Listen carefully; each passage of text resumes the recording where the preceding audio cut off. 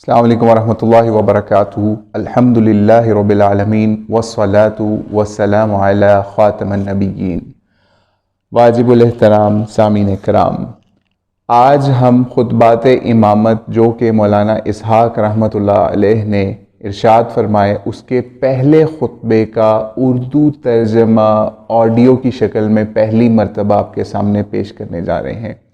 اس ترجمے کے لیے ہم نے جس ترجمے سے استفادہ حاصل کیا وہ حافظ اسد فاروق صاحب کا ترجمہ ہے، جو انہوں نے بہت محنت سے سر انجام دیا۔ پہلے ہم آپ کو اس خطبے کا وہی الفاظ جو کہ مولانا اسحاق رحمۃ اللہ علیہ نے ادا کیے وہی الفاظ آپ کے سامنے اردو میں پیش کریں گے۔ اور اس خطبے کو شروع کرنے سے پہلے ایک تھوڑی سی آپ یہ بات سن لیجئے کہ مولانا اسحاق نے مسئلہ خلافت کے اوپر جو یہ خطبات ارشاد فرمائے اس میں صرف اور صرف ٹارگٹ کے اوپر ہمارے اہل تشیع بھائی نہیں تھے، بلکہ پوری ملت اسلامیہ اس کے اندر ٹارگٹ کے اوپر تھی کہ انہوں نے سنی اور شیعہ دونوں کو اس کے اندر خطاب فرمایا کہ دونوں کے ہاں کس طریقے سے اس مسئلہ امامت کو مس ہینڈل کیا جاتا رہا ہے، اور کس طریقے سے شیعوں نے امامت کے نام پر اور سنیوں نے دیگر ناموں کے اوپر اس مسئلے کے اوپر ختم نبوت کے کاز کو نقصان پہنچایا۔ خطبے کا آغاز کرنے سے پہلے ایک اور چیز سمجھ لیجئے کہ مولانا نے اس میں علامہ اقبال کے کچھ اشعار کا بھی ذکر کیا جو کہ فارسی کے اشعار تھے۔ یہ تمام اشعار صرف اور صرف ایک ہی عنوان کے تحت لکھی گئی علامہ اقبال کی شاعری سے لیے گئے، جو کہ رسالت کے عنوان سے نام سے مولانا علامہ اقبال نے لکھی، جو کہ ہم نے اس کے اندر کوشش کیا کہ اس کا کچھ آپ کو بتایا جائے، لیکن اس کی تفصیلات آپ کو انشاءاللہ ڈسکرپشن کے اندر فارسی اشعار بما ان کے ترجمے کے ساتھ کوشش کی جائے گی کہ وہ بھی آپ کو فراہم کر دی جائے۔ تو چلیے اس خطبے کا آغاز کرتے ہیں۔ واجب الاحترام سامعین کرام، ہمارا اہل السلام کا یہ دعویٰ ہے کہ اللہ تعالیٰ نے اپنے رسول کی معرفت میں جو دین ہم پر نازل کیا اس کی حفاظت بھی فرمائی۔ اللہ نے وعدہ کیا کہ میں نے اتارا ہے اور میں ہی اس کی حفاظت کروں گا اس دین کی، جیسے پہلے آپ کے سامنے سورہ احزاب کی آیت نمبر 40 تلاوت کی گئی۔ اس کے معنی صرف یہ نہیں ہے کہ اللہ نے قرآن کریم کے لفظ اتارے اور بدلے نہیں گئے، یا ان میں زیر زبر کا فرق نہیں، کیونکہ اگر لفظ بھی بچے ہوں یا محفوظ ہوں لیکن اس کے معنی سمجھ سے بالاتر ہوں اور انہیں کسی مطلب کے لیے استعمال کرے، کوئی اپنا مطلب نکالتا پھرے اس سے، تو یہ قرآن بازیچہ اطفال بن کے رہ جائے گا۔ یعنی عربی پڑھتے جاؤ اور یہ معلوم ہی نہ ہو کہ کون سا گروہ سچا ہے اور کون سا گروہ اپنی مرضی سے مطلب اخذ کر رہا ہے۔ ایسا معاملہ بالکل نہیں ہے، بلکہ اللہ تعالیٰ نے اس کے الفاظ بھی محفوظ کیے اور اس کے وہ معنی بھی جن سے ضروریات دین کی تکمیل ہوتی ہے وہ محفوظ کر لیے گئے۔ اسی لیے ایسی باتیں جو رسول اللہ علیہ السلام سے لے کر آج تک پوری امت کو یاد ہیں اور ان میں کوئی اختلاف نہیں، ان کے بارے میں اگر کوئی آدمی آج اٹھ کر نئی بات کر دے اور معنی میں افتراق و انتشار ڈالنا چاہے تو وہ اسلام سے نکل جاتا ہے۔ بالالفاظ دیگر ایسے آدمی کے نزدیک قرآن کریم ایک معمہ تھا جسے آج تک کوئی سمجھ نہیں سکا، اور اللہ تعالیٰ معاذ اللہ اپنا کلام واضح طور پر نازل نہ کر سکا، جو نہ عربوں کو سمجھ آ سکا نہ عجمیوں کو۔ اس لیے غور طلب امر یہ ہے، کوئی بھی گروہ اگر دین کی ایسی تشریح کر دے جو صحابہ کرام سے لے کے آج تک کسی کو سمجھ نہ آ سکی، وہ گروہ جھوٹا گروہ ہے، اسی کی تشریح باطل ہے، کیونکہ اس کا صاف معنی یہ ہے کہ اللہ تعالیٰ نے ایسی بات کر دی جو 1400 سال سے لوگوں کو سمجھ نہ آ سکی اور ایک معمہ بنی رہی، اب آ کر کھلی جب ایسا ہونا ناممکن نہیں۔ ان طے شدہ باتوں میں ایک بات یہ ہے، اس امت میں اللہ کے نبی علیہ السلام آخری نبی ہیں۔ آپ کے بعد کوئی نیا نبی نہیں بننا۔ اس لیے مشرق سے مغرب تک پوری امت کے تمام گروہ اس بات پر متفق ہیں کہ رسول علیہ السلام اللہ کے آخری نبی ہیں۔ آپ کی ختم نبوت کا منکر اس لائق ہے کہ اس کا سر قلم کر دیا جائے۔ بدقسمتی سے آخری نبی کے مفہوم کو سمجھنے میں کئی لوگوں کو مغالطے لگے۔ زبانی طور پر تو تمام گروہ رسول علیہ السلام کو آخری نبی مانتے رہے، لیکن اس بات میں ایسے رخنے ڈال دیے گئے کہ یہ حقیقت بھی اصل صورت میں قائم نہ رہ سکی اور گڑبڑ کا شکار ہو گئی۔ اس کا اصل مفہوم یہ تھا کہ اب کوئی ایسا نبی نہیں پیدا ہوگا جو یہ دعویٰ کر سکے مجھے ماننا ہر حال میں ضروری ہے۔ جو آدمی میری اطاعت نہیں کرے گا وہ نمازوں، روزوں اور نیکیوں، تمام تر نیکیوں کے باوجود دین میں نہیں رہ سکتا۔ گویا یہ صرف نام جھگڑا نہیں ہے کہ کوئی آدمی اپنا نام نبی نہ رکھے، بلکہ اب کوئی آدمی سرے سے اس کا مجاز ہی نہیں رہا کہ لوگوں کو اپنی اطاعت پر مجبور کرے اور اس امت کو ایک نئی آزمائش میں مبتلا کر دے۔ وہ مجدد وقت یا مہدی زماں تو ہو سکتا ہے لیکن نبی نہیں ہو سکتا۔ حتیٰ کہ عیسیٰ علیہ السلام بھی جب آئیں گے تو وہ بھی اس بات کا حق نہیں رکھیں گے کہ لوگوں کو اپنی طاقت پر اطاعت پر مجبور کریں، اور نہ ہی وہ آ کر مسلمانوں کو تنگ کریں گے کہ مجھے لازمی مانو۔ قرآن و حدیث میں کہیں بھی ان کی پیروی کا حکم موجود نہیں، نہ وہ خود ہی کہیں گے جو میری بیعت نہیں کرے گا وہ کفر کی موت مرے گا۔ اسی فساد اور افتراء سے جو چیز بچاتی ہے اسے ختم نبوت کہا جاتا ہے، یعنی کوئی بندہ اس امتحان میں امت کو نہیں ڈال سکتا کہ مجھے مانو کہ میں ہی پھر ہی تم امت میں رہ سکتے ہو ورنہ جہنم میں جاؤ گے۔ اس دعوی کا مکمل طور پر خاتمہ ہو گیا۔ جو لوگ مجدد کہلوانے آئے وہ بھی ان کی اپنی سمجھ تھی، اور کئی لوگوں نے انہیں مجدد تو کجا عالم تک تسلیم نہیں کیا۔ اس سے کسی کے ایمان پر ذرہ برابر بھی فرق نہیں پڑتا۔ مثال کے طور پہ ابن تیمیہ رحمۃ اللہ علیہ کے بارے میں ہم خیال کرتے ہیں کہ اس نے دین کی بہت خدمت کی ہے، لیکن کتنے ہی لوگوں نے تو اسے عالم تو کیا عام مسلمان تک نہیں مانا، ایسے ہی گستاخ و کافر کہہ ڈالا۔ لیکن نہ ابن تیمیہ ہی اسلام سے خارج ہوئے اور نہ ہی کہنے والوں کا ایمان خراب ہوا۔ جسے نہ ماننے سے ایمان خطرے میں پڑ جاتا ہے اسے نبی کہتے ہیں، اور یہ سلسلہ بند ہونے سے اس امت پر عظیم رحمت کر دی گئی، کیونکہ اب یہ امت ٹکڑے ٹکڑے نہیں ہو سکتی۔ اب کسی آدمی کے پاس یہ اختیار نہیں کہ 4 آدمی ساتھ ملا کر کہے کہ تم لوگ جنتی ہو باقی سب جہنمی ہیں۔ یہ اختیار واپس لے لیا گیا۔ اس لیے علامہ اقبال نے بہت خوبصورت انداز میں اس بات کی وضاحت یہ محض لفظ کا جھگڑا نہیں وہ ایسے کی۔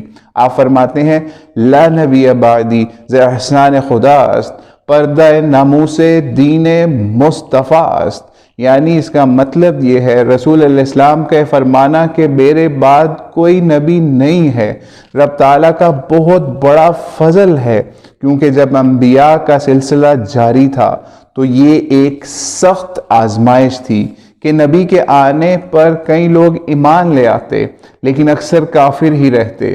لوگوں پر ایک آزمائش آ جاتی کہ ماننے والے مومن، نہ ماننے والے کافر ہو جاتے۔ تاہم ضرورت کے تحت ایک سلسلہ رب تعالیٰ نے قائم کیا ہوا تھا کہ جو رسول علیہ السلام کے بعد خصوصی فضل و کرم سے بند کر دیا گیا، اور یہ امت اس آزمائش سے بچا لی گئی۔ اب اس نبی کی تعلیمات پر عمل کر کے، یعنی نبی علیہ السلام کی تعلیمات پر عمل کر کے جنت حاصل کرنا آسان ہو گیا۔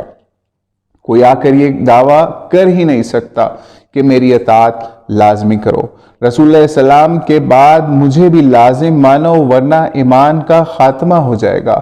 ایسا دعویٰ کرنے والا اب کوئی بھی اس دنیا میں باقی نہیں۔ اسی دعویٰ کی بنا پر میں یہ کہتا ہوں کہ امام مہدی کے بارے میں بھی کوئی یہ نہیں کہہ سکتا کہ ان کی اطاعت لازمی کرو۔ تمام روایات جن میں ذکر ہے کہ ان کی بیعت کرو خواہ تمہیں برف پر گھس کر جانا پڑے، سب کی سب اس طرح کی روایات ضعیف ہیں۔ ایک یہ روایت جھوٹی ہیں۔ آپ ہی کا دامن ہاتھ میں رکھنا چاہیے، باقی کوئی مرشد کسی کو اچھا لگتا ہے اس کو مانے نہ ماننے، اس سے کوئی فرق نہیں پڑتا۔ اگر کسی کا بزرگوں کے بارے میں نیک خیال ہے تو ضرور ادب کرے، تاہم اگر دوسرے اس کے بارے میں اچھا خیال نہ رکھیں اور اسے برا جانے تو کسی پر کوئی فتویٰ لاگو نہیں ہوگا۔ کافر مومن کی پہچان کے لیے صرف رسول اللہ ہیں، جن کی بدولت اللہ نے اس دین کی لاج رکھ لی۔ اب کسی چیز کی کمی نہیں رہے گی جسے نئے بندے آ کر پورا کریں۔ آخری راہبر، آخری معلم اور آخری پیشوا آ چکے ہیں، جس کا اسم محمد صلی اللہ علیہ وآلہ وسلم ہے۔ آپ صلی اللہ علیہ وسلم پر ایمان لا کر مسلمان آزاد ہیں۔ جس عالم کو بہتر سمجھیں اس کے پاس جائیں، جس طریقے کو اپنی محنت اور تحقیق کے بعد بہتر سمجھیں اسے اپنائیں۔ رب کی رضا کا معیار یہی ہے، اسی کی رحمت وسیع ہے اور اسی سے سب کو امید ہے۔ اگر بددیانتی اور نیت میں کھوٹ نہ پڑا ہو اور دین سمجھنے میں پوری کوششیں صرف کی تو انشاءاللہ کامیابی ہوگی۔ اگر کہیں غلطی بھی لگ گئی تو اس کی رحمت ضرور ڈھانپ لے گی۔ علامہ اقبال رموز بے خودی میں فرماتے ہیں، قوم را سرمایہ قوت ازو، حفظ سر وحدت ملت ازو، یعنی ختم نبوت کوئی چھوٹا انعام نہیں ہے، مسلمان قوم کی طاقت کا راز اس میں چھپا ہے۔ اب نئی ٹولیاں اور نئے گروہ بننا بند ہو گئے۔ کوئی بندہ اٹھ کر یہ نہیں کہہ سکتا میری جماعت میں شامل ہو ورنہ اسلام سے خارج ہو جاؤ گے۔ جماعت میں نہ آنے کا قطعی مطلب نہیں کہ کوئی آدمی دین سے باہر ہے، بلکہ ممکن ہے ایسا آدمی زیادہ مسلمان اور دین کا خادم ہو۔ جماعت بنانے کا مقصد صرف یہ ہوتا ہے کہ چلو آؤ چار بندے مل کر کام کر لیتے ہیں، ذرا اچھے اور منظم طریقے سے کام کرتے ہیں، نہ یہ کہ اگر کوئی میری امت میں نہیں آتا یا میری جماعت میں نہیں آتا تو وہ دین سے ہی خارج ہے، کیونکہ اب امت بن چکی ہے اور پیغمبر آخر الزمان محمد علیہ الصلوۃ والسلام آ چکے ہیں۔ اب جو کوئی بھی کام کرنا ہے اس امت کے اندر رہ کر کرنا ہے۔ حفظ سر وحدت ملت ازو کا یہی مفہوم ہے جو علامہ اقبال نے پیچھے فرمایا، یہی اس قوم کے ایک رہنے کا راز تھا۔ لیکن بدقسمتی کہ اب اس امت کی یہی بدبختی بن گئی ہے۔ کوئی اٹھ کر کہتا ہے فلاں اعلیٰ حضرت فاضل بریلوی کو نہیں مانتا تو اس کی مسجد میں نماز نہ پڑھو، فلاں مولانا غزنی کو نہیں مانتا تو اس کے پیچھے نہ جاؤ، خدا کے بندو خدا را، اعلیٰ حضرت اور مولانا غزنی امتی ہیں۔ جسے احمد رضا خان اس کے علم کی وجہ سے پسند ہے ضرور مانے، مگر وہ نبی نہیں، نہ اس کا یہ مقام ہے کہ کوئی اس سے نہ مانے تو اس کے دین و ایمان کو کوئی خطرہ لاحق ہو جائے۔ اگر کوئی کہے کہ شیخ الاسلام ابن تیمیہ نے دین کی بہت خدمت کی تو ضرور ادب سے کرے، ان کا ادب کرے، لیکن اگر کوئی دنیا کو یہ کہنا شروع کر دے کہ ابن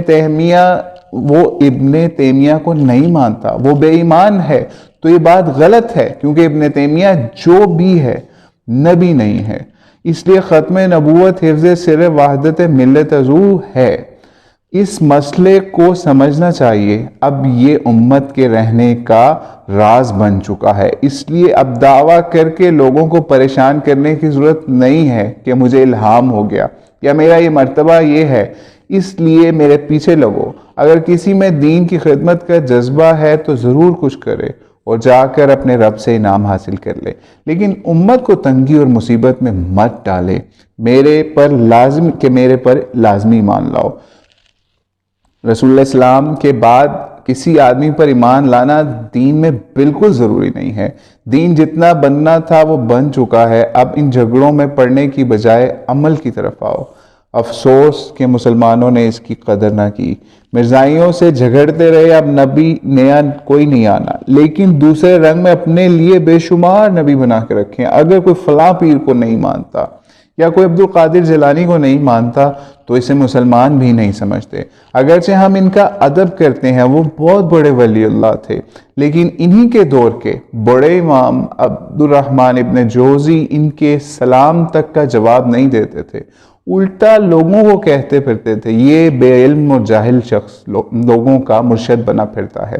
لیکن آج پوری امت ابن جوزی کو امام مانتی ہے اور شیخ عبد القادر جیلانی کو بھی اپنا امام مانتی ہے، جبکہ ان کے دور میں یہ حال تھا کہ وہ سلام کا جواب بھی نہیں دیتے تھے ان کا۔ اس سے معلوم ہوا خصوصیات کے ماننے نہ ماننے سے کسی کے ایمان پر کوئی فرق نہیں پڑتا۔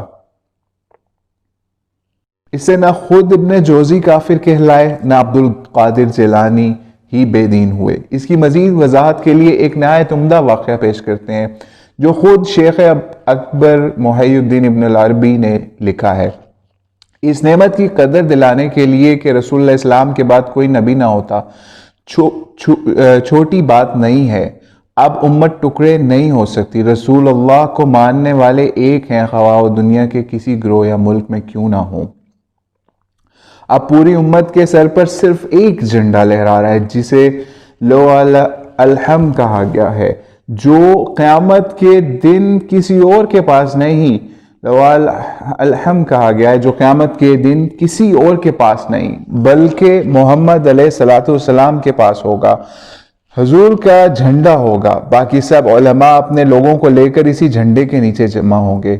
ان کے اپنے علیحدہ سے کوئی جھنڈے نہیں ہوں گے، اس لیے جو کوئی اپنا جھنڈا بنا کر حضور کے جھنڈے سے علیحدہ ہو کر بے ایمان ہے، وہ ختم نبوت صرف زبان سے مانتا ہے، جبکہ دل میں کئی اور لوگوں کو نبی کے برابر مانتا ہے اور چاہتا ہے کہ لوگ بھی انہیں ہر صورت مانے۔ بھائی کیوں مانے؟ کوئی نبی ہے جو ماننا لازم ہے؟ اگر نبی نہیں ہے تو کیوں لوگوں کو تنگ کرتے ہو؟ اگر دین کی خدمت کرنی ہے تو ضرور کرو، لیکن عقائد کا مذاق مت بناؤ۔ تو شیخ اکبر فرماتے ہیں کہ میں ایک عالم دین سے ناراض تھا۔ شیخ اکبر اپنا ایک قصہ بیان کرتے ہیں کہ وہ ایک عالم دین سے ناراض تھے، اس لیے ان کا شیخ صاحب کا ادب نہیں کرتا تھا۔ مجھے خواب میں زیارت نبی علیہ السلام ہوئی، میں نے آقا کو دیکھا، آپ علیہ السلام اس قدر ناراض اور غصے میں تھے، میں کانپ اٹھا۔ آپ نے فرمایا ہے محی الدین، تم فلاں عالم سے نفرت کرتے ہو؟ میں نے عرض کی جی اللہ کے رسول۔ فرمایا کیوں؟ انہوں نے عرض کی وہ میرے شیخ ابو مدین مغربی کو کوئی اچھا نہیں سمجھتا۔ محی الدین ابن عربی خود فرماتے ہیں کہ حضور نے ناراضی میں فرمایا تمہارے پیر کو ماننا کب سے دین ہو گیا؟ یعنی یہ محی الدین ابن عربی اپنے خواب کا واقعہ بیان کر رہے ہیں۔ تمہارے پیر کو ماننا، نبی علیہ السلام نے فرمایا خواب میں، تمہارے پیر کو ماننا کب سے دین بن گیا؟ آسمان سے کون سا دین نازل ہوا جس نے تمہارے پیر کو ماننا ضروری قرار دیا؟ مجھے مانتا ہے یا نہیں مانتا؟ حضور نے ڈانٹ کر فرمایا جا، صبح ہوتے ہی جا کر اس سے معافی مانگ، ورنہ عبادات لے کر قیامت کے دن جس کا نام لیتا ہے اسی کے جھنڈے تلے جاتا پھریں۔ جان رکھ، مجھے آخری نبی بنا کر اللہ نے ان فتنوں کو ختم کر دیا ہے۔ اسی لیے جس کسی سے پیار ہے وہ اس کا ادب ضرور کرے مگر دین نہ بنائے۔ ٹھیک ہے، اس واقعے سے ہمیں یہ چیز سمجھ آئی جو مولانا نے بیان کی، مگر دین نہ بنائے، یہ کہے اسے ماننا ضروری ہے، یہی ختم نبوت کا اصلی مفہوم ہے۔ پھر علامہ اقبال کا شعر بیان کرتے ہیں، تانائی، یہ بھی فارسی میں ہے، تانائی وحدت زدست ما رود، ہستی ما تا ابد ہمدم شود۔ اقبال فرماتے ہیں کہ ہمارا ایک ہونا کہیں ہم سے چھوٹ نہ جائے، قیامت آنے تک ہم ایک ہی رہیں۔ ٹھیک ہے، قیامت آنے تک ہم ایک ہی رہیں۔ اگر ایک طرف جاہل ملا یہ کہتے رہیں کہ فلاں مسلمان نہیں، تو دوسری طرف ایسے دیوانے بھی اٹھ کھڑے ہوں جو یہ کہیں کہ فلاں بھی مسلمان ہے، تم مشرق سے مغرب تک ایک امت کے حصے ہو، ہنود اور یہود کافر سب تمہارے مخالف ہیں، اسی لیے خدا را کیوں ایک دوسرے کو بیگانہ سمجھتے ہو؟ مسائل کی بات نہیں، ہر کوئی اپنی اپنی کوشش کرے اور پوری ایمانداری اور محنت سے ایک نتیجے پر پہنچے۔ اس کے بعد اگر اختلاف میں جو بھی ہے وہ کوئی مسئلہ نہیں۔ اللہ کی رحمت بہت وسیع ہے، وہ اپنی رحمت سے معمولی باتوں پر گرفت نہیں فرمائے گا۔ انشاءاللہ فلاں آدمی کو فلاں مسئلہ صحیح طور پر کیوں سمجھ نہیں آیا؟ خود صحابہ کرام میں مسائل کے حوالے سے اختلاف موجود تھا اور وہ کئی مسائل میں ایک دوسرے سے مختلف آراء رکھتے تھے۔ ایک ہی آیت سے کوئی ایک مطلب سمجھتا تھا، کوئی اسی آیت سے اس کے مخالف دوسرا مطلب سمجھتا تھا، لیکن چونکہ امت کے مفہوم سے سب واقف تھے، اس احساس سے کہیں اس کی وحدت ختم نہ ہو جائے، لڑتے بھڑتے نہیں تھے صحابہ اس مسئلے کے اوپر، امت کی وحدت کے مسئلے کے اوپر۔ پھر علامہ اقبال کا شعر مولانا نے ارشاد فرمایا، حق وہ بھی رموز بے خودی سے ہے اور رکن دوم رسالت سے ہے۔ وہ شعر کیا ہے فارسی میں؟ حق تعالی نقش ہر دعویٰ شکست، تا ابد اسلام را شیرازہ بست۔ اس کا ترجمہ مفہوم کچھ یوں بیان کرتے ہیں، لا نبی بعدی کا یہی مفہوم ہے کہ اللہ نے گویا ہتھوڑا پکڑ کر اس دعوے کا ہر نقش توڑ کر رکھ دیا۔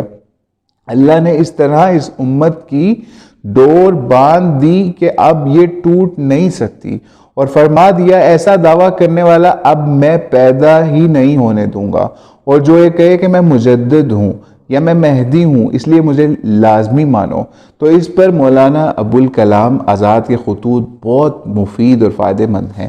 انہوں نے اس بات کو بہت اچھے طریقے سے بیان فرمایا۔ قرآن و حدیث میں کہیں نہیں آتا، وہ فرماتے ہیں ابوالکلام آزاد، قرآن و حدیث میں کہیں نہیں آتا کہ عیسیٰ علیہ السلام آ کر یہ کہیں گے کہ مجھے ماننا ضروری ہے۔ وہ آئیں گے، دجال کو قتل کریں گے اور جو کام ان کے سپرد کیے گئے ہیں وہ کریں گے، لیکن لوگوں کو تنگ نہیں کریں گے کہ مجھے لازمی ماننا ہے۔ اب کوئی نبی آ کر یہ بات ہی نہیں کر سکتا کہ میرے پر ایمان لازمی ہے۔ چنانچہ اگر عیسیٰ علیہ السلام کے دور میں عیسیٰ کے دور میں بھی سمجھے کہ اچھا کام ہو رہا ہے اور ساتھ دینا چاہیے تو یہ اچھی بات ہے، لیکن وہ خود یہ دعویٰ کبھی نہیں کریں گے۔ اس لیے حق تعالی نقش ہر دعویٰ شکست کا مطلب ہے، یعنی ہر دعویٰ شکست فاش ہے، کہ اب یہ دعویٰ چور چور ہو گیا ہے کہ رسول اللہ اسلام کے بعد اب کوئی نبی نہیں آئے گا۔ ٹھیک ہے، امت مسلمہ ایک طرف تو یہ مقدمہ لڑ رہی ہے کہ اب کوئی نبی نہیں آنا، جو بھی آیا ہے وہ جھوٹا ہے۔ اگر بنظر غائر طائر دیکھا جائے تو یہاں ایک لفظ نبی کو لے کر سارا جھگڑا ہے۔ مرزائیوں نے چونکہ صاف کہہ دیا کہ مرزا غلام احمد نبی ہے، اس لیے وہ قصوروار ٹھہرے۔ دوسری طرف اس امت کا خود حال یہ ہے کہ منہ سے اقرار نہیں کرتے کہ کوئی نبی نہیں آئے گا، لیکن عملی طور پر انہوں نے بے شمار نبی بنا رکھے ہیں۔ کیسے؟ اکثر لوگ شکایت کرتے ہیں فلاں مولوی صاحب امام ابو حنیفہ کے مسئلے کو نہیں مانتے۔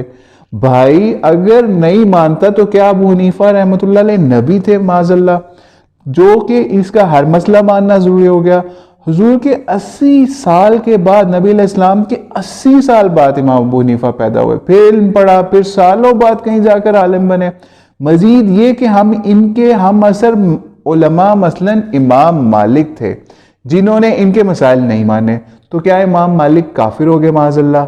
جبکہ منبر پر ہی ہم لوگ امام مالک کو بھی رحمۃ اللہ علیہ کہتے ہیں، ہم امام ابو حنیفہ کو بھی رحمۃ اللہ علیہ کہتے ہیں۔ اس لیے سب لوگ جانتے ہیں یہ نبی نہیں تھے بلکہ عالم تھے، اور عالم کو نہ ماننے سے کوئی کافر نہیں بنتا۔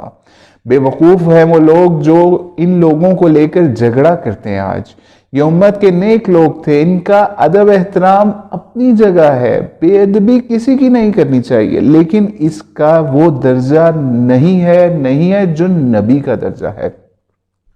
بدقسمتی سے ایک بہت بڑا رخنہ جو ختم نبوت میں پڑا ہے وہ یہ بھی ہے کہ کسی شخصیت کو لے کر اتنا بلند کر دیں کہ اس میں اور نبی میں صرف نام کا فرق رہ جاتا ہے، اور پھر اس کو لے کر مزید اتنا بلند کر دیں کہ اس شخصیت کے مخالفین کو دین سے ہی نکال دیا جائے، اور یہ خیال کر لیا جائے کہ دنیا میں اس کے خیال کے مخالفین اگرچہ مسلمان ہی رہے لیکن آخرت میں اس کا کوئی حصہ نہیں، یہ قیامت میں کافر ہوں گے اور مخلدون فی النار ہوں گے، جیسے دوسرے کافر ہمیشہ دوزخ میں رہیں گے، اس طرح ہمیشہ کے دوزخی ہیں۔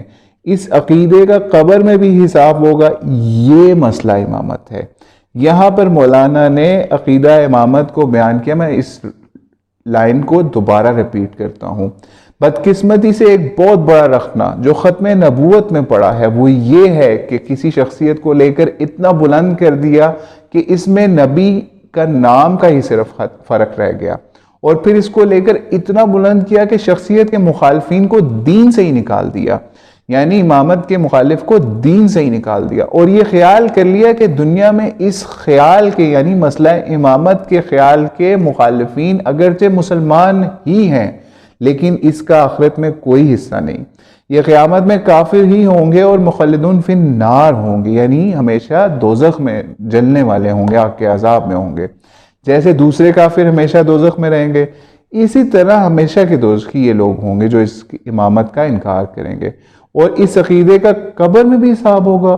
یہ ہے مسئلہ امامت، ٹھیک ہے، اور یہ اس امت کی پہلی اور سب سے بڑی تفریق ہے۔ اس کے مطابق ہر زمانے میں امام ہوتا ہے، جو لوگ مسئلہ امامت کو ماننے والے ہیں ان کے مطابق ہر زمانے میں ایک امام ہوتا ہے جس کو ماننا ایسے ہی ضروری ہے جیسے نبی کو ماننا ضروری ہے۔ چنانچہ یہ گروہ امامیہ کہتا ہے، یعنی مسئلہ امامت کا دائی گروہ امامیہ کہتا ہے جو اپنے آپ کو شیعہ کہتے ہیں، میں شیعہ سنی بحثوں میں نہیں الجھتا، خواہ لوگ میرے بارے میں جو مرضی کہتے پھریں، کیونکہ میں جانتا ہوں ہر دو فریق مغالطوں کا شکار ہیں، لیکن یہ بات تو سرے سے غلط ہے کہ رسول کے بعد تو نبی نہیں، لیکن کیونکہ نبی بند ہو گئے، مگر بالکل اسی طرح اللہ مخصوص کرتا ہے اور نبی بناتا تھا جیسے اب ہر دور میں امام بناتا رہے گا۔ کوئی آدمی خود امام نہیں بنتا، بلکہ یعنی عقیدہ امامت والوں کا یہ عقیدہ ہے کوئی آدمی خود امام نہیں بنتا، بلکہ جس طرح اللہ نے موسیٰ، عیسیٰ اور محمد علیہ السلام کو نبی بنایا، اسی طرح سے اللہ نے ہر دور میں امام مقرر کیا۔ اس کے لیے جس طرح نبی غلطی سے پاک تھے، یعنی اللہ نے جس طرح نبیوں کو اغلاط سے دور رکھا، یہ امام بھی غلطی سے پاک ہوتے ہیں، یعنی معصوم ہے۔ جس طرح نبیوں پر ایمان لانا فرض تھا، اور اگر کوئی اپنے زمانے کے نبی پر ایمان لائے بغیر مر جاتا تو کافر تھا، اسی طرح امام کا منکر بھی کافر ہے۔ ایسا آدمی خواہ جو بھی عبادت کرے وہ کسی کے کام نہ آئے گی، اس لیے ان لوگوں نے یہاں تک کہہ دیا، جس کا ترجمہ کچھ یوں ہے، یعنی جس نے امام اپنے زمانے کے امام کو نہیں پہچانا، وہ خواہ قرآن پڑھے یا تہجد پڑھے، مرے گا تو ایسی موت مرے گا جیسے کافر کی موت ہے۔ یعنی یہ مسئلہ کس خطرناک حد تک چلا گیا کہ نبی کا نام امام رکھ کر گویا قیامت برپا کر دی گئی، یعنی امام معمور من اللہ ہے، غلطی سے پاک ہے، اس پر ایمان لانا، اسے پہچاننا فرض ہے، اس سے جو نہ پہچان پایا وہ کفر کی موت مرا، اسی طرح دوزخ میں رہے گا جیسے رسول اللہ اور انبیاء کا منکر کافر دوزخ میں رہے گا۔ چنانچہ یہ مسئلہ امامت ہو گیا، ٹھیک ہے، یہ پیچھے امامت کا جو مسئلہ جو بیان کرتے ہیں وہ اس کی تشریح ہوگی۔ اس کے حامیوں نے فخر سے کہا، یعنی اس کے حامیوں نے فخر سے کہا کہ یہ بخاری، ابو حنیفہ، شافعی، مالکی، مولوی کی حیثیت رکھتے ہیں، انہیں ہم ادب سے امام کہہ دیتے ہیں، حقیقت میں تو امام صرف 12 ہیں اور اللہ نے نبیوں کی طرح مقرر کر دیے ہیں، یہ نہ تو زیادہ ہوتے ہیں نہ کم ہوتے ہیں، نہ 12 سے کم ہی ہوگی ان میں نہ بیشی ہوگی، وہ حضرت علی سے شروع ہوتے ہیں اور ان کی اولاد میں چلے آتے ہیں، آخر میں امام حسن عسکری 11ویں امام ہیں، ان کے بعد ان کے بیٹے تھے جن کا نام محمد تھا، وہی امام المہدی المنتظر ہیں، وہ قیامت تک زندہ ہے، اور یعنی شیعوں کا عقیدہ بیان کر رہے ہیں جو امامیہ ہے، یعنی وہ ہی امام المہدی المنتظر ہیں، وہ قیامت کا تک زندہ ہیں اور اسی زمین پر ہیں، لیکن ابھی اپنا اعلان نہیں کر رہے کیونکہ ابھی ان کے خروج کا وقت نہیں آیا اور لوگ بھی تیار نہیں، ابھی ان کے ساتھی بھی نہیں ہیں، حکومتیں ظالم ہیں، اس لیے جب وقت آئے گا تو ہی وہ ظاہر ہوں گے۔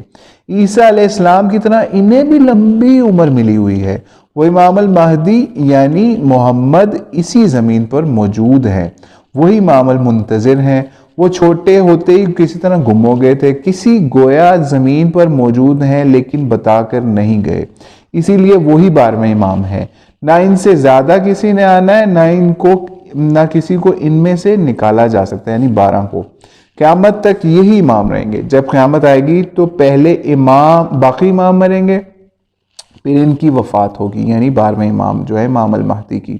ستم بالائے ستم یہ کہ اس کے ثبوت کے لیے ایک نیا فلسفہ منطق بھی گھڑ لی گئی جو ایسی زبردست ہے کہ اس میں سے کوئی نکل نہیں سکتا۔ وہ منطق یہ ہے کہ اگر آدم علیہ السلام سے رسول اللہ السلام تک انبیاء کے بغیر گزارا نہیں تھا تو کیا بعد میں قیامت تک آنے والے لوگ صرف مولویوں سے دین سیکھیں گے؟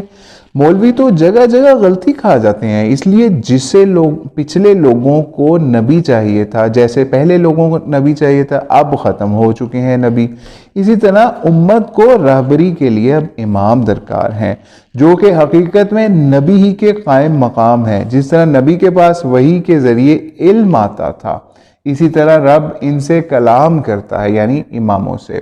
ان کا علم کتابی نہیں ہوتا بلکہ خود اللہ کی انہیں علم عطا کرتا ہے۔ یہ محدث، مقلم اور مفہم ہوتے ہیں، ان کو تمام علوم اللہ کی طرف سے حاصل ہوتے ہیں، یہ وحی کے حامل ہوتے ہیں، اور جو کہتے ہیں اس کا ماننا اسی طرح لازم ہے جس طرح نبی کا کہنا ماننا لازم ہوتا ہے۔ ان کے قائلین شیعہ لوگوں نے اپنا نام امامیہ رکھا ہوا ہے۔ ان کے 2 گروہ ہیں، اس بات پر پختہ یقین رکھتے ہیں کہ اب امام کے بغیر گزارا ہو ہی نہیں سکتا۔ شیعہ کے اور بھی گروہ موجود ہیں، جیسے مثلا زیدیہ شیعہ جو یمن میں حکومت کرتے تھے، جن میں عادل، منصف، متقی لوگ بھی پیدا ہوئے۔ امام شوکانی، امام محمد نے ان کا بہت سا علم پڑھا۔ یہ زیدیہ چونکہ عالم فاضل لوگ تھے، اس لیے ان کا دعویٰ یہ نہیں رہا کہ رسول اللہ اسلام کے بعد بھی کچھ لوگ پیدا ہوں گے جنہیں ماننا ہر صورت ضروری ہے۔ اس گروہ میں بڑے بڑے عالم پیدا ہوئے۔ خود امام شوکانی نے ایک بہت بڑی کتاب بحر الذخائر لکھی جو کہ زیدیوں کے امام المہدی نے قید خانے میں لکھی۔ امام شوکانی، ٹھیک ہے، امام المہدی نے قید خانے میں اصل میں یہ بحر الذخائر لکھی۔ اس کتاب کو ساری عمر لگا کر اس کی شرح کی۔ یہ ایسی زبردست کتاب تھی جو 17 سال کی عمر میں لکھی گئی، اور دنیا دنگ رہ گئی کہ اس عمر میں ایسی کتاب کیسے لکھی جا سکتی ہے۔ ایسی زبردست عبارات اس میں موجود ہیں کہ پڑھنے والا دنگ رہ جاتا ہے۔ کہنے والا کیا کہہ گیا، امام شوکانی نے پوری عمر لگا کر 4 جلدوں میں اس کتاب کی شرح کی۔ واہ ماشاءاللہ۔ امام شوکانی نے اس کتاب کی، یعنی کتاب بحر الذخائر کی 4 جلدوں میں اس کتاب کی شرح کی، اور یہ واضح کیا کہ امام مہدی آخر کیا علم لکھ گیا، امام المہدی کیا علم لکھ گیا۔ گویا بڑے بڑے علماء ان زیدیوں میں پیدا ہوئے ہیں۔ یہ زیدیوں کا بہت بڑا عالم تھا جس کی کتاب کا ذکر کر رہے ہیں مولانا، اس لیے ان کا کبھی یہ دعویٰ نہیں رہا۔ یعنی امام شوکانی نے اس میں بتایا کہ جس کو مولانا اسحاق بیان کر رہے ہیں کہ ان زیدیوں کا کبھی یہ دعویٰ نہیں رہا کہ رب نے امام مقرر کیے ہیں اور ان کا پہچاننا ضروری ہے، بلکہ ان کے نزدیک یہ سب لوگ جو امام کہلاتے ہیں حقیقتاً علماء میں سے تھے۔ اس کے علاوہ شیعہ کے باقی گروہ امام اور نبی میں نام کے علاوہ کسی لحاظ سے فرق نہیں کرتے۔ جس طرح انبیاء کو اللہ کی طرف سے براہ راست علم ملتا ہے، اسی طرح انہیں بھی اللہ کی طرف سے براہ راست علم ملتا ہے۔ اسی طرح انہیں بھی اللہ کی طرف سے براہ راست علم ملا ہے۔ جس طرح نبی کی پہچان نہ کرنے والا کافر ہے، امام کی پہچان نہ کرنے والا بھی کافر ہے۔ یہ خطبے میں کافی بار یہ بات ریپیٹ کر چکے۔ یہ سنی خواہ جو مرضی کر لے کافر ہیں، یعنی امامیہ لوگ سنیوں کو کافر قرار دیتے ہیں اس امامی مسئلے کے انکار کے اوپر، اور قیامت کے دن پکے دوست ہیں۔ اگرچہ اس دنیا میں ہم ایسا نہیں کہتے، یہاں یہ ہمارے مسلم بھائی ہیں، گویا منافقین کی طرح کے مسلمان ہیں، لیکن دن قیامت کے پکے کافر ہیں۔ لہٰذا یہ معمولی بات نہ رہی، یعنی مولانا کہہ رہے ہیں کہ یہ چھوٹی سی بات نہیں ہے، ٹھیک ہے، کہتے ہیں کہ یہ چھوٹی سی بات نہ رہی، اور یہ قرآن کی آیت تک یہ بات لے گئے، یعنی قرآن کی اس آیت کے اوپر لے گئے جس کا ترجمہ کچھ یوں ہے، یعنی قیامت کے دن ہم لوگوں کو ان کے اماموں کے ساتھ بلائیں گے، کہ اس کو غلط سمجھا گیا۔ ایک طرف امام ابو حنیفہ، شافعی، مالک کے پیروکاروں نے امام بنائے، اور کہا کہ تم اہل حدیثوں کے پاس کون سا امام ہے، یعنی جس طریقے سے شیعوں نے امام بنائے اسی طریقے سے سنیوں نے بھی امام بنا لیے، امام شافعی، مالکی، حنبلی، اس طرح کے، اور اہل حدیثوں کو تانا دینا شروع کر دیا کہ تمہارے پاس کون سا امام ہے۔ دوسری جانب امامیوں نے اپنے امام بنائی جا رہے ہیں اور کہہ رہے ہیں کہ اصل 12 تو ہمارے پاس موجود ہیں، جبکہ تم سنی لوگ تو خالی ہاتھ ہو۔ لیکن اس آیت کے بارے میں پہلے ہی وضاحت کر چکا ہوں، ٹھیک ہے، یوم ندعو کل اناس، وہ والی آیت کی طرف مولانا اشارہ کر رہے ہیں کہ اس سے مراد اعمال نامہ ہے۔ تفسیر ابن کثیر میں اسے پڑھنا چاہیے اور خطبہ یہاں لازمی سننا چاہیے، جس میں وضاحت کر دی گئی یہاں کسی نبی یا امام کا ذکر نہیں، یہاں اس کے اعمال نامہ ہے۔ یعنی قرآن میں کئی جگہ، قرآن کریم میں کئی جگہ کتاب کو امام کہا گیا ہے، مثلاً فی امام مبین بھی آتا ہے قرآن پاک میں۔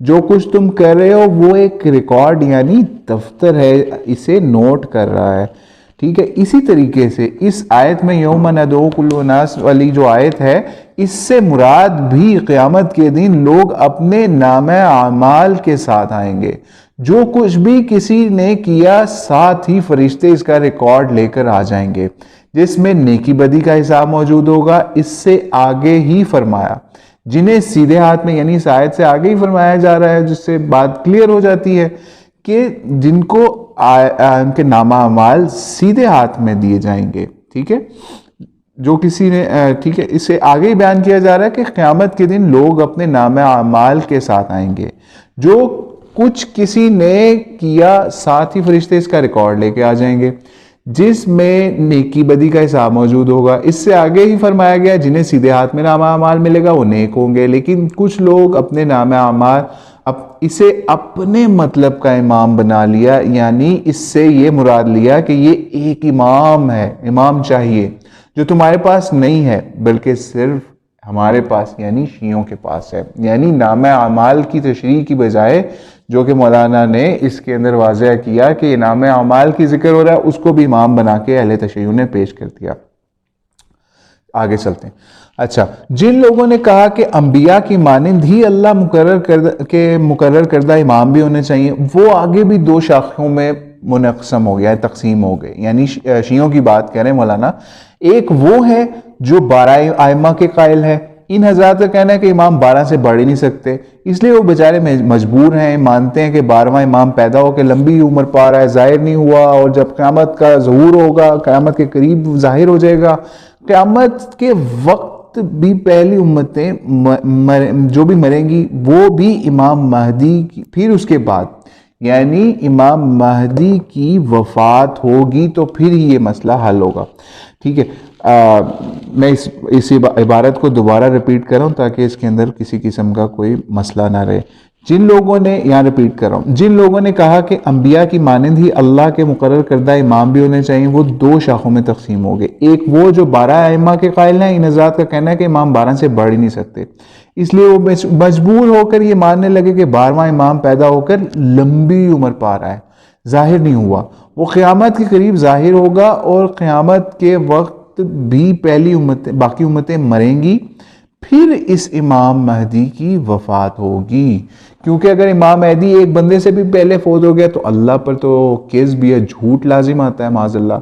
اس صورت میں بعد میں آنے والے لوگوں کو لوگ اللہ کے حضور یہ کہنے میں حق بجانب ہوں گے، اللہ ہمارا کیوں کر حساب لیا جا رہا ہے، جبکہ ہمارے زمانے میں کوئی ہادی نہیں تھا، یعنی ہدایت دینے والا امام ہی نہیں تھا۔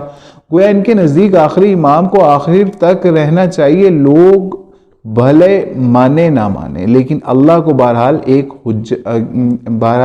حجت ہے، ایک رہبر کا انتظام ہی کرنا پڑتا ہے۔ یہ ایک عجیب فلسفیانہ منطق ہے، یعنی مولانا نے یہ فلسفیانہ منطق جو اہل تشیع نے بنائی ہوئی ہے وہ اوپر بیان کی، ٹھیک ہے۔ فلسفیانہ منطق کیا ہے کہ امام اس وقت تک قیامت ہی نہیں آئے گی جب تک امام ہی نہ مر جائے، ٹھیک ہے۔ ایک جس کا بظاہر کوئی حل، یعنی اس فلسفیانہ منطق کا کوئی حل معلوم نہیں ہوتا۔ اگر اللہ پہلے بھی رہبر بھیجتا رہا ہے تو قیامت تک رہبر آنے چاہیے اور یہ سلسلہ بند نہیں ہونا چاہیے۔ خلاصہ یہ کہ امامیہ 12 ائمہ کے قائل ہیں۔ اچھا، اس کے بعد مولانا ان کی امامیوں کی دوسری شاخ کے بارے میں بیان کرتے ہیں. فرماتے ہیں دوسری شاخ اسماعیلیہ ہے جس کا سربراہ امام ان کا ہوتا ہے جو آج کل ابھی سر آغا خان ہے، جو بڑے بڑے اثاثوں کا مالک ہے، بڑا اثر و رسوخ ہے، دنیا کے ہر ملک میں جا سکتا ہے. تو اسماعیلیوں کا امام وہی ہے اس وقت. ان لوگوں کا کیا عقیدہ ہے وہ بیان کرتے ہیں. ان لوگوں کا عقیدہ یہ ہے کہ 12 اماموں کی کوئی قید نہیں ہے، یعنی 12 اماموں سے زیادہ کے قائل ہیں، بلکہ یہ کہتے ہیں کہ ہر دور میں امام کی ضرورت ہے، چاہے قیامت تک 100 امام بنے چاہے 1000 بنے. یہ اسی طرح چلتے رہیں گے. جب ایک امام فوت ہوتا ہے تو اس کی جگہ دوسرا لے لیتا ہے. اس دلیل کی وجہ سے یہ 12 والوں کو ہرا دیتے ہیں. یہ کہتے ہیں کہ ہر دور میں امام کی ضرورت ہے، آپ کا امام غائب ہے تو اب لوگ کس سے جا کے دین سیکھیں؟ باقی لوگوں کو تو چھوڑو، خود تم شیعہ بھی امام کے پاس نہیں جا سکتے. اس سے فلاں مسئلے کا حل ہی پوچھ لو جو مسئلہ تمہیں پیش آ رہا ہے. اس امام کا کیا فائدہ جو ملتا ہی نہیں ہے. یعنی امامیہ 12 ائمہ والے اثنا عشریہ کو اسماعیلی یہ دلائل دیتے ہیں آگے سے جو زیادہ ائمہ کے قائل ہیں. اور یہ بھی بات معلوم ٹھیک ہوتی ہے کہ اللہ کے ہر دور میں امام بنانا چاہیے جسے لوگوں کے سامنے ہونا چاہیے. جیسے ہمارا آغا خان ہے، یعنی اسماعیلی کہتے ہیں، آغا خانی کہتے ہیں کہ ہمارا تو یہ سامنے امام، تمہارا تو چھپا ہوا ہے. اس لیے ہم صاف کہتے ہیں جو اس پر ایمان نہیں لائے گا وہ تو جھوٹا ہے. اس دلیل سے 12 اماموں کے قائلین کو میں نے خود ہارتے دیکھا ہے. اسماعیلیوں کی دلیل غالب آ جاتی ہے کہ اگر کوئی امامت کوئی چیز ہے تو امام ظاہر ہونا چاہیے نا، اور اسے لوگوں کو بتانا چاہیے کہ میں امام ہوں.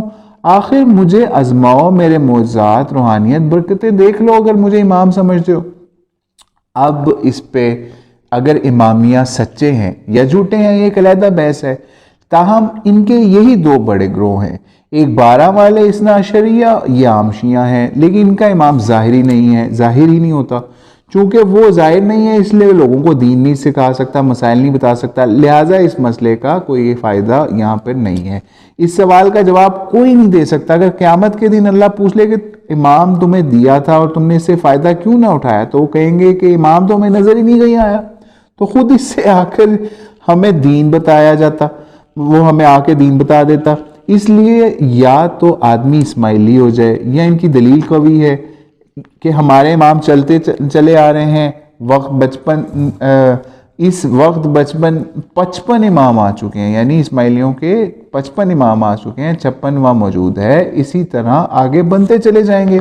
یہ دونوں مل کر امامیہ گروہ بن گئے جو کہنے لگا کہ نبی تو نہیں آنے کے لیکن نبی کی طرح بندے آئیں گے، اور ان کو ماننے والا نہ ماننے والا کافر ہو جائے گا. جو مصیبت وہی گلے پڑ گئی جس سے اللہ نے بچایا تھا.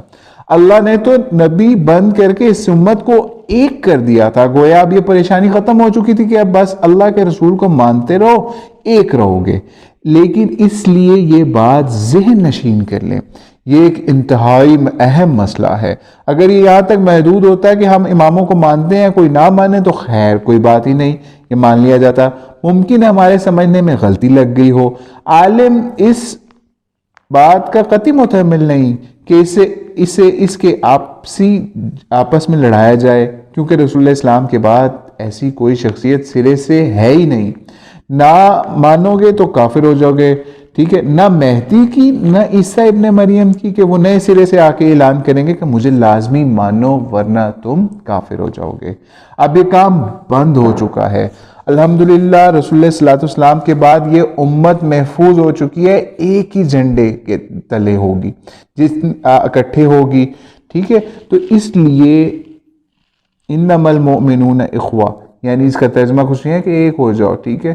تو یہ بھی آیت مولانا نے اس خطبے میں بیان کی یہاں اسی جگہ پر. مگر یہ بات میرے لیے، مولانا فرماتے ہیں، مگر یہ بات میرے لیے ناگزیر ہے کہ امامت پہ خطبے دوں، کیونکہ اسے لوگ بڑھا چڑھا کے قرآن مجید میں لے آئے ہیں اور کہنے لگے ہیں کہ امامت صرف کتابوں کی بات نہیں ہے بلکہ قرآنی آیات کی تشریح ہے. اگر ایسا ہے، واقعی قرآن یہ چاہتا ہے کہ امام آئے، پھر تو سب کو ایمان کی فکر کرنی ہوگی. یعنی مولانا بتا رہے ہیں کہ میں یہ اس لیے خطبے دے رہا ہوں، لوگ ان کی اس مسئلے کو صرف خیالی پلاؤ کتابوں تک نہیں محدود رکھا ان امامیہ شیعوں نے، بلکہ اس کو قرآن کی آیات سے مطلب نکال رہے ہیں اپنے، ٹھیک ہے، تو قرآن بلکہ مولانا کہتے ہیں بلکہ قرآنی آیات کی تشریح ہے۔ اگر ایسا ہے تو واقعی قرآن یہ چاہتا ہے کہ امام آئیں گے، پھر تو سب کو ایمان کی فکر کرنی ہوگی۔ اس صورت میں اگر ہم اس سلسلے کا انکار کر دیں تو واقعی کافر کی موت مر جائیں گے معاذ اللہ۔ اسی لیے ایک بنیادی بات بن گئی ہے، مسئلہ فروعی نہیں رہا، کوئی مان لے ٹھیک، نہ مانے تو خیر، بلکہ بحث ایمان اور کفر تک چلی گئی ہے۔ اس میں امامت کو ثابت کرنے کے لیے سورہ مائدہ کی آیت کا بھی ان کی طرف سے انتخاب کیا گیا۔ اس کی دلیل میں انہیں پیش کیا گیا، میں ان آیات کے بارے میں خطبہ دوں گا جن پر خطابیں لکھی گئیں اور انہیں مناظروں میں پیش کیا گیا۔ آج بھی ہر مجلس میں انہیں پیش کیا جاتا ہے۔ آپ اہل سنت حضرات یہ سمجھتے ہیں کہ رسول اسلام پر یہ آیت جو ہے الیوم اکملت لکم دینکم، یہ والی آیت میدان عرفات میں نازل ہوئی آپ کے مطابق، جبکہ دوسرا اہل تشیع کا گروہ ہے جس کے پاس نہ صرف حدیث کے دفتر موجود ہیں بلکہ علیحدہ سے کتب بھی ہیں۔ یہ کتب ان کے بڑے بڑے محدثین نے لکھی ہیں۔ وہ کہتے ہیں کہ سنی جھوٹ بولتے ہیں، پردہ ڈالتے ہیں، میدان عرفات میں دین نے کیا مکمل ہونا تھا؟ مسئلے مسائل تو حضور علیہ السلام نے بتا دیے تھے، وہاں رسول السلام نے صحابہ کو کس غایت کے لیے جمع کرنا تھا؟ اس لیے حجت الوداع کے موقع پر تکمیل دین والی آیت نہیں اتری۔ اس لیے قرآن کی تفسیر میں ایک بہت بڑا جھگڑا پیدا ہو گیا اس مسئلے کے اوپر۔ چنانچہ میں اس کی وضاحت لازمی سمجھتا ہوں، کیونکہ میں نے ہر دو گروہ کو پڑھا ہے، پوری ایمانداری سے مطالعہ کیا۔ میں علی وجہ البصیرت یہ بات کہتا ہوں کہ تفسیر میں ایسی غلطی کوئی معمولی غلطی نہیں ہے جسے دوسرے مسائل کی طرح نظر انداز کر دیا جائے۔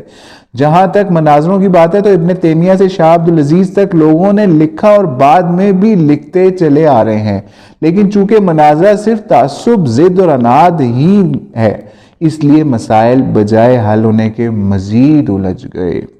میرا مقصد یہ ہے اس مسئلے میں ہم نے قرآن سے سمجھنا ہے تاکہ بات واضح ہو سکے۔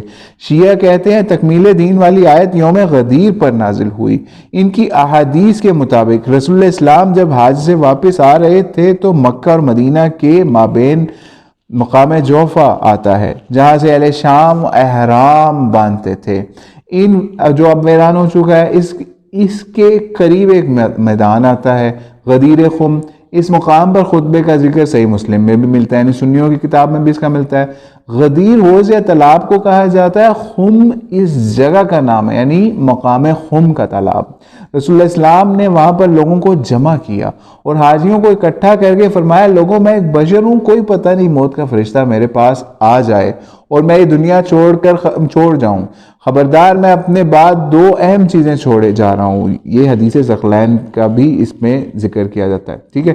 ان میں سے ایک تو ہے اللہ کی کتاب جس میں ہدایت ہے، نور ہے، پھر قرآن کی کافی شان بیان کی نبی علیہ السلام نے، پھر اس کے بعد دوسرے میرے اہل بیت ہیں، ان کے بارے میں اللہ سے ڈرتے رہو، میرے بعد ان کے ساتھ ظلم و ستم مت کرنا، یہ تمہارے پاس امانت ہے۔ اس کے ساتھ ہی نبی علیہ السلام نے اعلان فرمایا، ٹھیک ہے، جس کا میں مولا ہوں، علی اس کا مولا ہے۔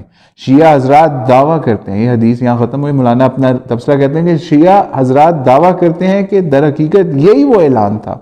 حدیث ولایت یعنی امام علی کی ولایت کا اعلان یہی تھا، شیعہ حضرات کا دعویٰ ہے کہ جس سے دین مکمل ہوا، یعنی دین کی مسجد تو بن چکی تھی لیکن بعد کا کیا انتظام کرنا ہے، کون بعد میں اس کی محافظت کرے گا، کون اس کا محافظ ہوگا دین مکمل ہونے کے بعد۔ اگر لوگوں کو سمجھنا پڑ جائے کہ فلاں آیت کا مطلب کیا ہے تو کس کے پاس جائیں گے، کس کی بات کو معیار مانا جائے گا؟ گویا ایک قائم مقام کی ضرورت تھی کہ نبی علیہ السلام اپنی جگہ کسی کو مقرر کر جائے تاکہ تسلی ہو جائے کہ آپ کی رحلت کے بعد یا آپ کی وفات کے بعد قصہ ختم نہیں ہونا چاہیے، بلکہ سنبھالنے والا آپ نے خود ہی مقرر فرما دیا۔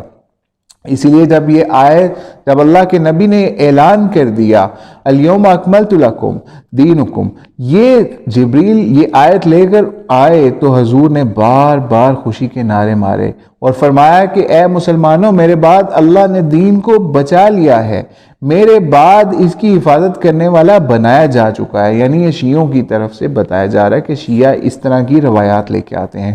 مختصر یہ کہ ایک یہ آیت ہے جس کے بارے میں لوگوں نے لکھ لکھ کر دفتر کتابوں کے ڈھیر لگا دیے ہیں. تاثر پھیلا دیا سنی یہ مسئلہ چھپاتے ہیں، صرف باتیں بناتے رہتے ہیں، جبکہ حقیقت یہ ہے کہ رسول اللہ اسلام نے علی کو اپنے بعد مقرر فرمایا اور یہ کہا یہ تمہارا آقا و مولا ہے. تب یہ آیت نازل ہوئی، انما ولیکم اللہ ولی، آیت سورہ مائدہ کی آیت، جس میں اللہ نے فرما دیا تمہارے ولی کون ہے؟ ایک اللہ ہے، اس کا رسول ہے، اور وہ مومن ہے جس نے رکوع کی حالت میں زکوٰۃ دی. ٹھیک ہے. اب یہ رکوع کی حالت میں زکوٰۃ والا مسئلہ، شیعہ نے احادیث لکھی اس مسئلے کے اوپر، جن کے رد میں سنیوں نے بھی احادیث لکھی. گویا ہر دو فریق نے اس بارے میں دفاتر کے انبار لگا دی، یعنی لکھنے میں کسر نہیں چھوڑی. اس لیے لوگ تجسس میں پڑ گئے آخر وہ کون بندہ ہے جس نے رکوع کی حالت میں زکوٰۃ دی، جس کا قرآن میں ذکر آ گیا. جب جبریل کے چلے گئے تو مسجد جا کر پتہ، ٹھیک ہے، اب یہ روایت بیان کریں جو کہ شیعوں کی کتابوں میں مل جاتی ہے. مولانا اس کتاب کی طرف اشارہ کر رہے ہیں، روایت کی طرف اشارہ کریں کہ جب جبریل وحی کے بعد چلے گئے تو مسجد جا کر، کہ نبی علیہ السلام نے کہا کہ مسجد جا کر پتہ کرو، یعنی یہ رکوع کی حالت میں زکوٰۃ دینے والی بات کے اوپر، کہ نبی علیہ السلام نے کہا جب جبریل چلے گئے تو پھر کہا کہ مسجد جا کے پتہ کرو آخر کون بندہ ہے جس نے رکوع کی حالت میں زکوٰۃ دی. صحابہ کرام چلے گئے مسجد میں، نبی علیہ السلام بھی تشریف لے گئے. مسجد میں پہنچے تو حضرت علی نماز پڑھ کر فارغ ہوئے تھے. وہاں مسجد میں ایک سائل بھی موجود تھا، یعنی کوئی فقیر. اس سے حال پوچھا اس فقیر سے، بول اٹھا کہ میں یہاں ساری مسجد کے لوگوں سے صدقہ مانگا کہ اللہ کے نام پر کچھ دو. کسی نے کچھ نہیں دیا، لیکن وہ ایک نمازی یعنی حضرت علی کی طرف اشارہ کیا کہ وہ حضرت علی تھے کہ آپ صلی اللہ علیہ وسلم نے سائل سے پھر پوچھا کہ کیسے صدقہ دیا، ٹھیک ہے، یعنی کیسے زکوٰۃ دی، رکوع کی حالت میں صدقہ دیا. تو سائل نے جواب دیا جب میں مسجد میں داخل ہوا تو میں نے لوگوں سے کہا کہ میں اتنی بڑی مسجد میں داخل ہوا ہوں، مجھے کسی نے کچھ نہیں دیا. تو اس پر ایک آدمی یعنی حضرت علی نے اپنی انگلی میری طرف بڑھا دی جب وہ رکوع کی حالت میں تھے. اسی حالت میں انہوں نے انگلی آگے کر دی جس پر ایک انگوٹھی تھی، میں نے انگوٹھی اتار لی، اس طرح رکوع کی حالت میں صدقہ دیا یا زکوٰۃ دی. اب یہاں پہ شیعہ کہتے ہیں کہ یہ آیت انما ولیکم اللہ ورسولہ، یہ اس آیت کے بارے میں یہ روایت نازل ہوئی ہے، اس روایت کے بارے میں یہ آیت نازل ہوئی ہے، اس کے بارے میں اور یہ واقعہ شیعہ سنی دونوں کتابوں میں موجود ہے. اب سوال یہ ہے کہ اس واقعے کی روح سے کون تھا جو ولی ہوا؟ وہ آدمی جس نے رکوع کی حالت میں زکوٰۃ دی. لوگوں نے ایسے ہی ابو بکر اور عمر کو بھی ولی بنا دیا، ان کی حکومتوں کو مانتے پھرتے ہیں، جبکہ قرآن کی اس آیت کی روح سے حقیقی ولی تو حضرت علی تھے. یعنی شیعوں کا یہ ماننا ہے کہ حضرت علی اصل میں ولی تھے. جیسے لڑکی کا کوئی ولی ہوتا ہے جس کے بغیر نکاح نہیں ہو سکتا، وراثت میں ترکے کا ولی ہی اس کا مالک اور حقدار بنتا ہے، اسی طرح حضرت علی بھی اللہ کے ولی ہیں جنہوں نے رکوع کی حالت میں زکوٰۃ دی. یعنی یہاں بھی اس رکوع کی حالت میں زکوٰۃ دینے کی بات کو حضرت علی کی امامت کے دلائل میں پیش کیا جا رہا ہے شیعوں کی طرف سے. ٹھیک ہے. تو اسی روایت کو اس طرح سے بھی کئی جگہوں پہ ملتا ہے کہ اس وقت حضرت علی نے ایک حلہ زیب تن کیا ہوا تھا، یا ایک کوئی چوغا یا کوئی کپڑے زیب تن کیے ہوئے تھے جو نجاشی نے رسول اللہ اسلام کو بھیجا تھا. اس نے سائل کو اشارہ کیا، آپ نے یعنی حضرت علی نے سائل کو اشارہ کیا میرا یہ حلہ میرے اوپر سے اتار لو، جس کی قیمت ہزاروں دینار کے برابر تھی. اس عظیم سخاوت کے موقع پر یہ آیت اتری، یعنی جو کہ نماز کی حالت میں زکوٰۃ یا صدقہ دینے والی آیت جس کا پیچھے ذکر کیا گیا ہے. اہل سنت میں اب یہ روایات ہیں جو شیعوں کی طرف سے سنیوں کی طرف سے اکثر اس روایت کے تناظر میں یا اس آیت کے تناظر میں پیش کی جاتی ہیں. اب امام سیوطی کی در منصور اور امام حاکم کی مستدرک میں یہ واقعہ موجود ہے. شیعہ کتب میں تو یہ واقعہ کثرت سے ذکر کیا گیا ہے. چنانچہ ایک تو یہ آیت ہے جس سے شیعہ استدلال کرتے ہیں کہ آپ اہل سنت یہ بات کیوں نہیں مانتے کہ امت کا ولی اور سرپرست وہ ہوگا جو حضرت علی ہیں جنہوں نے رکوع کی حالت میں زکوٰۃ دی. ٹھیک ہے، جو آیت ہم نے پہلے بھی بیان کر دی سورہ مائدہ کی. ٹھیک ہے، تو وہ یہ الزام لگاتے ہیں سنیوں پہ کہ یہ جو ولی یا حاکم ہے وہ حضرت علی ہیں، کیونکہ اس آیت کے مصداق وہ بن رہے ہیں ان کی کچھ روایات کے مطابق. تیسری آیت یعنی 2 آیتیں پہلے ہم بتا چکے، ایک تکمیل دین والی اور یہ ایک دوسری جو حضرت علی کی رکوع کی حالت میں زکوٰۃ دینے والی، اور تیسری آیت، ٹھیک ہے، تیسری آیت کیا ہے؟ یا ایھا الرسول بلغ ما انزل الیک، یہ والی آیت جو ہے اس کے بارے میں بھی اب کیا فریب کیا جاتا ہے یا کس طریقے سے اس کو پیش کیا جاتا ہے وہ بھی آگے آپ کے سامنے آ رہا ہے۔ مولانا کہتے ہیں کہ میں ابھی ایک فقط اشارہ بیان کر رہا ہوں، آگے چل کے ایک ایک آیت پر پورے خطبے آئیں گے جو کہ آگے انشاءاللہ آئیں گے، کیونکہ اگر ان آیات کی تشریح میں اگر اپنی تفاسیر کا بھی مطالعہ کر لیا جائے تو ایک طوفان بدتمیزی مچا ہوا ہے۔ لوگ حیران و پریشان ہے کہ ایسی گنجل مچائی ہوئی ہے اس مسئلے کے اوپر، یا ایسا طوفان بدتمیزی مچایا ہوا ہے کہ فریق مخالف بھی کہتا ہے اتنی احادیث موجود ہیں، میں کیوں علی کو کیوں نہیں مانتا؟ اللہ تعالیٰ فرماتا ہے کہ اے رسول پہنچا دیجئے، یعنی وہ آیت جو تیسری اب آپ کے سامنے پیش کی جا رہی ہے، بلغ ما انزل الیک، تو اللہ کے رسول کو فرمایا جا رہا ہے، اللہ تعالیٰ فرماتے ہیں کہ اے رسول پہنچا دیجئے جو ہم نے آپ کی طرف اتارا ہے۔ اگر آپ نے نہ پہنچایا تو گویا کوئی بھی پیغام نہیں پہنچایا۔ اس طرح کی ڈانٹ قرآن میں کہیں اور آئی ہے؟ شیعہ کہتے ہیں کسی جگہ اس دل دہلا دینے والا بیان اتنا زور سے ہوا ہے؟ تیرے رب کی طرف سے جو کچھ اترا ہے وہ آگے پہنچا دے، اگر تو نے یہ کام نہ کیا تو تیرا باقی کا کیا کرایا بھی بے فائدہ ہے۔ یہ نماز روزے کی تعلیمات جو آپ نے پہنچائی ہیں بالکل بے حیثیت بے فائدہ ہیں، یعنی یہ شیعہ یہ بات بیان کر رہے ہیں امامت کے مسئلے کے اوپر، اسی لیے یہ بات لازمی پہنچائیں اور ڈرے نہیں، لوگوں سے اللہ آپ کی حفاظت کرے گا۔ اب آپ اس آیت مبارکہ کی تفسیر میں اختلاف ہو گیا۔ مفسرین کہتے ہیں کہ حضور علیہ السلام آخر کیوں نہیں لوگوں کو یہ پیغام پہنچاتے؟ جب جبریل نے آ کر آپ کو کہہ دیا کہ آپ نے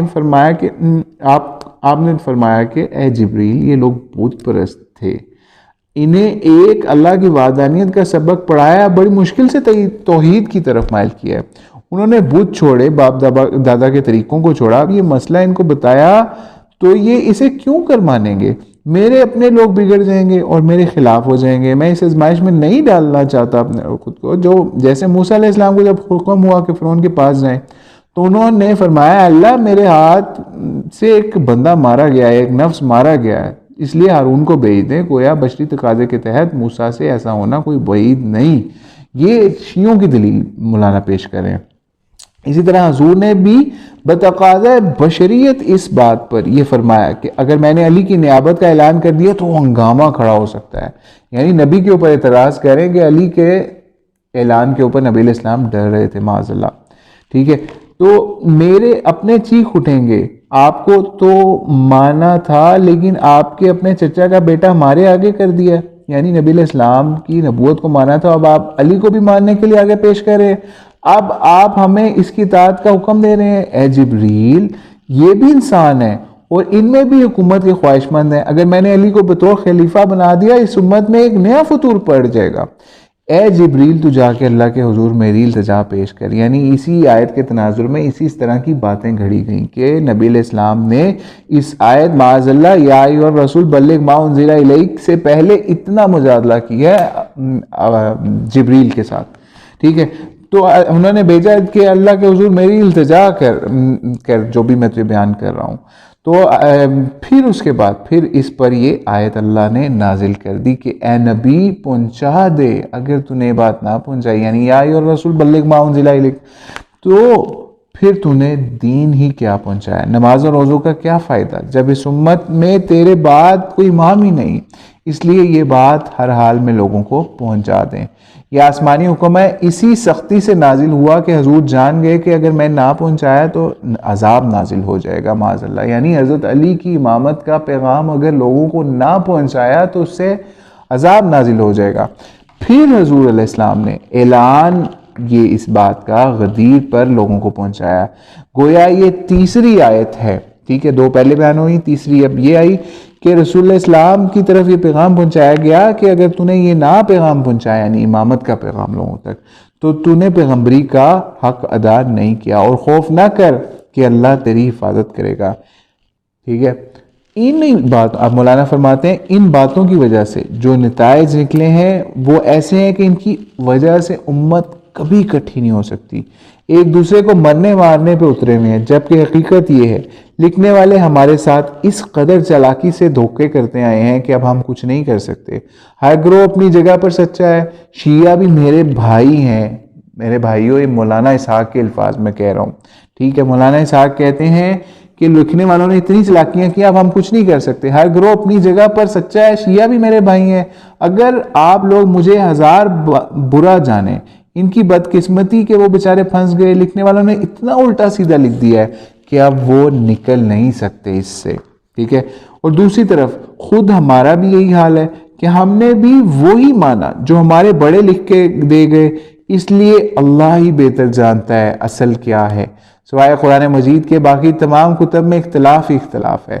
میں نے آپ کے سامنے ایک خاکہ کھینچ دیا ہے، اس پر مختلف خطبات آئیں گے کہ الیوم اکملت لکم دینکم والی آیت کس موقع پر نازل ہوئی، جس میں صرف مسائل نہیں بلکہ حضور کے بعد کا انتظام بھی ہو گیا کہ آپ کے بعد علی امت کو سنبھالے گا، جو کہ امامیہ شیعوں نے کہا۔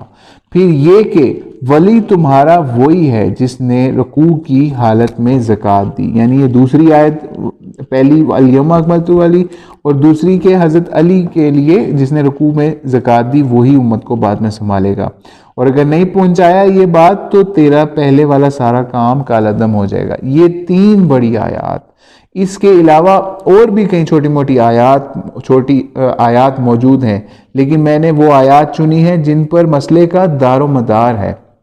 یعنی مولانا اسحاق ان 3 آیات کا ذکر کر کے کہہ رہے ہیں کہ اس کے علاوہ بھی آیات ہیں، لیکن میں نے ان مین آیات جو مسلمانوں میں زیادہ مشہور ہیں وہ بتایا۔ اور یعنی آپ صلی اللہ علیہ وسلم کے بعد یہ مسئلہ سیاسی نہیں تھا، نہ انتخاب کا تھا۔ امت نے ابو بکر کو چن لیا تو ٹھیک ہے، علی کو نہیں چنا تو کوئی بات نہیں، بلکہ وہ گروہ تو کافر ہو گیا کہ نبی علیہ السلام نے ایک شخص کو اللہ کے حکم سے مقرر کر دیا اور ان لوگوں نے اسے ہی چھوڑ دیا، یعنی ابو بکر کو منتخب کر کے انہوں نے علی کو چھوڑا تو یہ لوگ کافر ہو گئے۔ اس لیے کیسے مسلمان ہو سکتے ہیں؟ یعنی بات کفر تک پہنچ گئی ہے۔ یہ صحابہ مسلمان نہیں رہے، یعنی شیعوں کے مطابق، کیونکہ نبی علیہ السلام کے مقرر کردہ بندے کے منکر ہو گئے ہیں۔ اور واقعی اگر نبی علیہ السلام نے فی الحقیقت کوئی امام مقرر کیا ہے تو اس کا منکر کافر ہو جاتا ہے، لیکن اس لیے یہ ایک انتہائی خطرناک بات بن گئی۔